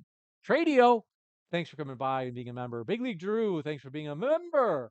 Amazing. But yes, thank you guys for hanging out here. I see you there, S3 and 3C. Thanks for being with us. Local Machine, glad that you were here. Exotic Spider says Tradio. Thank you for being here as well. David Emmanuel 1226, thank you for coming by. If you have not yet, hit that subscribe button, as we are excited about the future, and we have many more debates coming up in the future. Nappy K96, thank you for coming by. I see you there in the live chat. OSO, thank you for coming by. As well as the Unwanted Man 112. Thanks for dropping in. Appreciate you being here. Yossi Rizzo 1278. Thanks for being with us. 1313 Maryland. Thanks for being with us. Pseudonym 3844. Glad to see you again. Stinky Paradox. Happy to have you here. Servant and the Unwanted Man 112, as well as Daedalus. Thanks for being with us. The Bearded Doctor, thanks for being a based member. Big League Drew, thank you for sending those 5 gift memberships. Amazing. If you just received one of those epic memberships, use it right now. You can go to the emojis, the emotis, as I like to call them. You can use the emoji that calls your friends in chat a soy boy. So go ahead and call your friends in chat a soy boy with that emoji. But AKJX1SI, congrats on your new membership, as well as James Hart 3879 and the Unwanted Man 112 and Animated Effigy and B Dizzy Funk. Enjoy those memberships. Rumble Snort says, when's the next debate? It is tomorrow at 11 a.m. Pacific, which is 2 p.m. Eastern Time. God Logic Apologetics will be taking on Dr. Abdul Mahid. It is going to be huge. So tune in for that one tomorrow. I'm very excited about it. I'll be hosting that one personally, and it's going to be amazing. I love these debates. I enjoyed this debate immensely tonight because you guys enjoyed it. That's, for me, it's like the joy is contagious. It just kind of bounces back and forth between us, the enthusiasm and the joy. So thank you guys. Thank you, modern day debaters, for being supporters of this channel. Thank you for being a part of this community. We are excited about the future as there are big things coming. Tajik Vasco, thanks for your kind words. I appreciate you, brother. God bless you as well. And let's see here. Native Wild Man, you are wild indeed. The Bearded Doctor using those emojis, or these emotis as I like to call them. And Want to say though, if you guys didn't know about this, DebateCon 8 really will be huge. I'm not making this up. Let me show you. Because you might be thinking, James, come on, really? Yeah, really. Here, you want to see? I'm going to pull this up right now and then you will see. So, as an example, now we're excited that the actually just this week we finally finished booking the religion debates day. So, that is awesome. I'm going to show that to you right now. So, let's see here. I'm going to scroll down a little bit and then you'll be able to see it a little better. Okay, so if you are looking right now if you click that DebateCon 8 tickets link, which is pinned on the live chat right now, and it is also in the description box. And even Lord 7825 says, "Are you concerned about far leftists boycotting the channel?" No, I'm not actually, because we have so many leftists that actually come on. So it is true that Matt Dillahunty and Dave, Erin Raw, they don't want to come on the channel anymore. That's been true for years, and that was actually what it was, just because of what Andrew Wilson said in a debate. So it was never like our live chat. So First Amender was just kind of making stuff up. But we are glad First Amender is here, and we are glad that other leftists like First Amender come on the channel regularly. So, for example, we might have a debate with Destiny next Monday or Tuesday.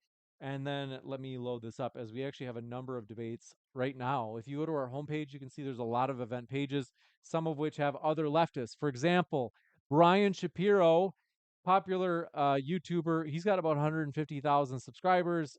He's a leftist. He'll be on next Tuesday. Then I don't know if either of these guys are quite left. Israel on Trial. That'll have a Palestine guy, a pro-Israel guy. And then we have, like I said, potentially Destiny next week.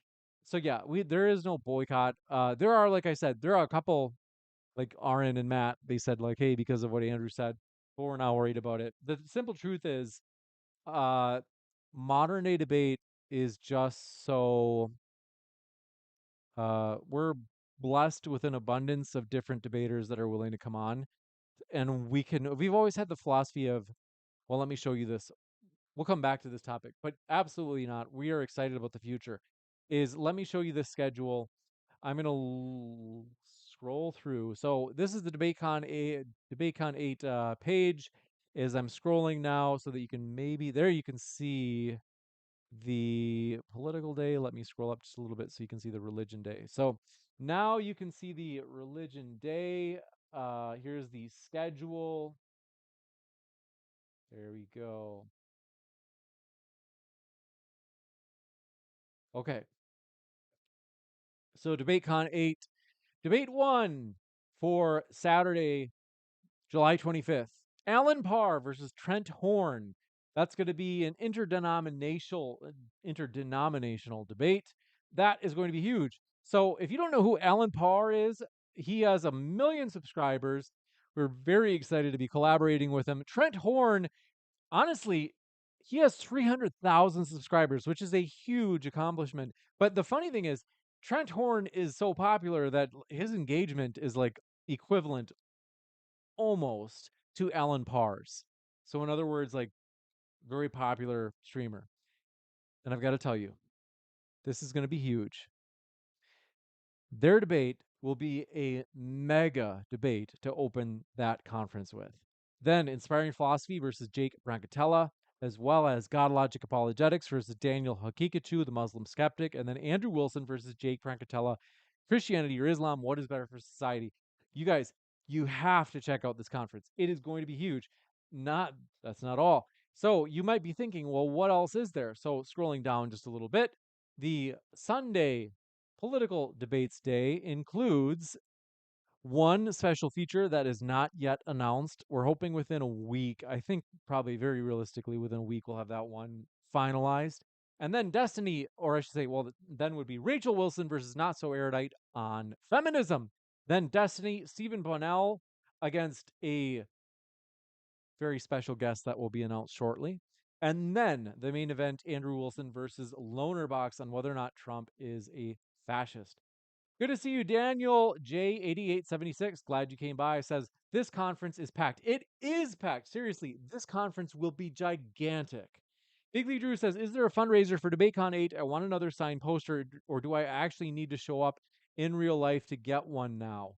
Don't tempt me. We will be doing a fundraiser for security in particular. And we will do it where it's going to be like, if you do certain donation levels, we will send you basically certain perks. Like, so there will be cool stuff like that. So we do appreciate your guys' support. The security is a challenge because what's the word I'm looking for? How do I say this? There are crazy people out there nowadays from certain groups that will assassinate people. Uh, some of them may say, like, we're the religion of peace or the political party of peace, whatever it is, or we're the political party of tolerance, whatever it is. But not all of them are. Some people in these groups are violent. So we have to do a crowd fund for security. So that's important.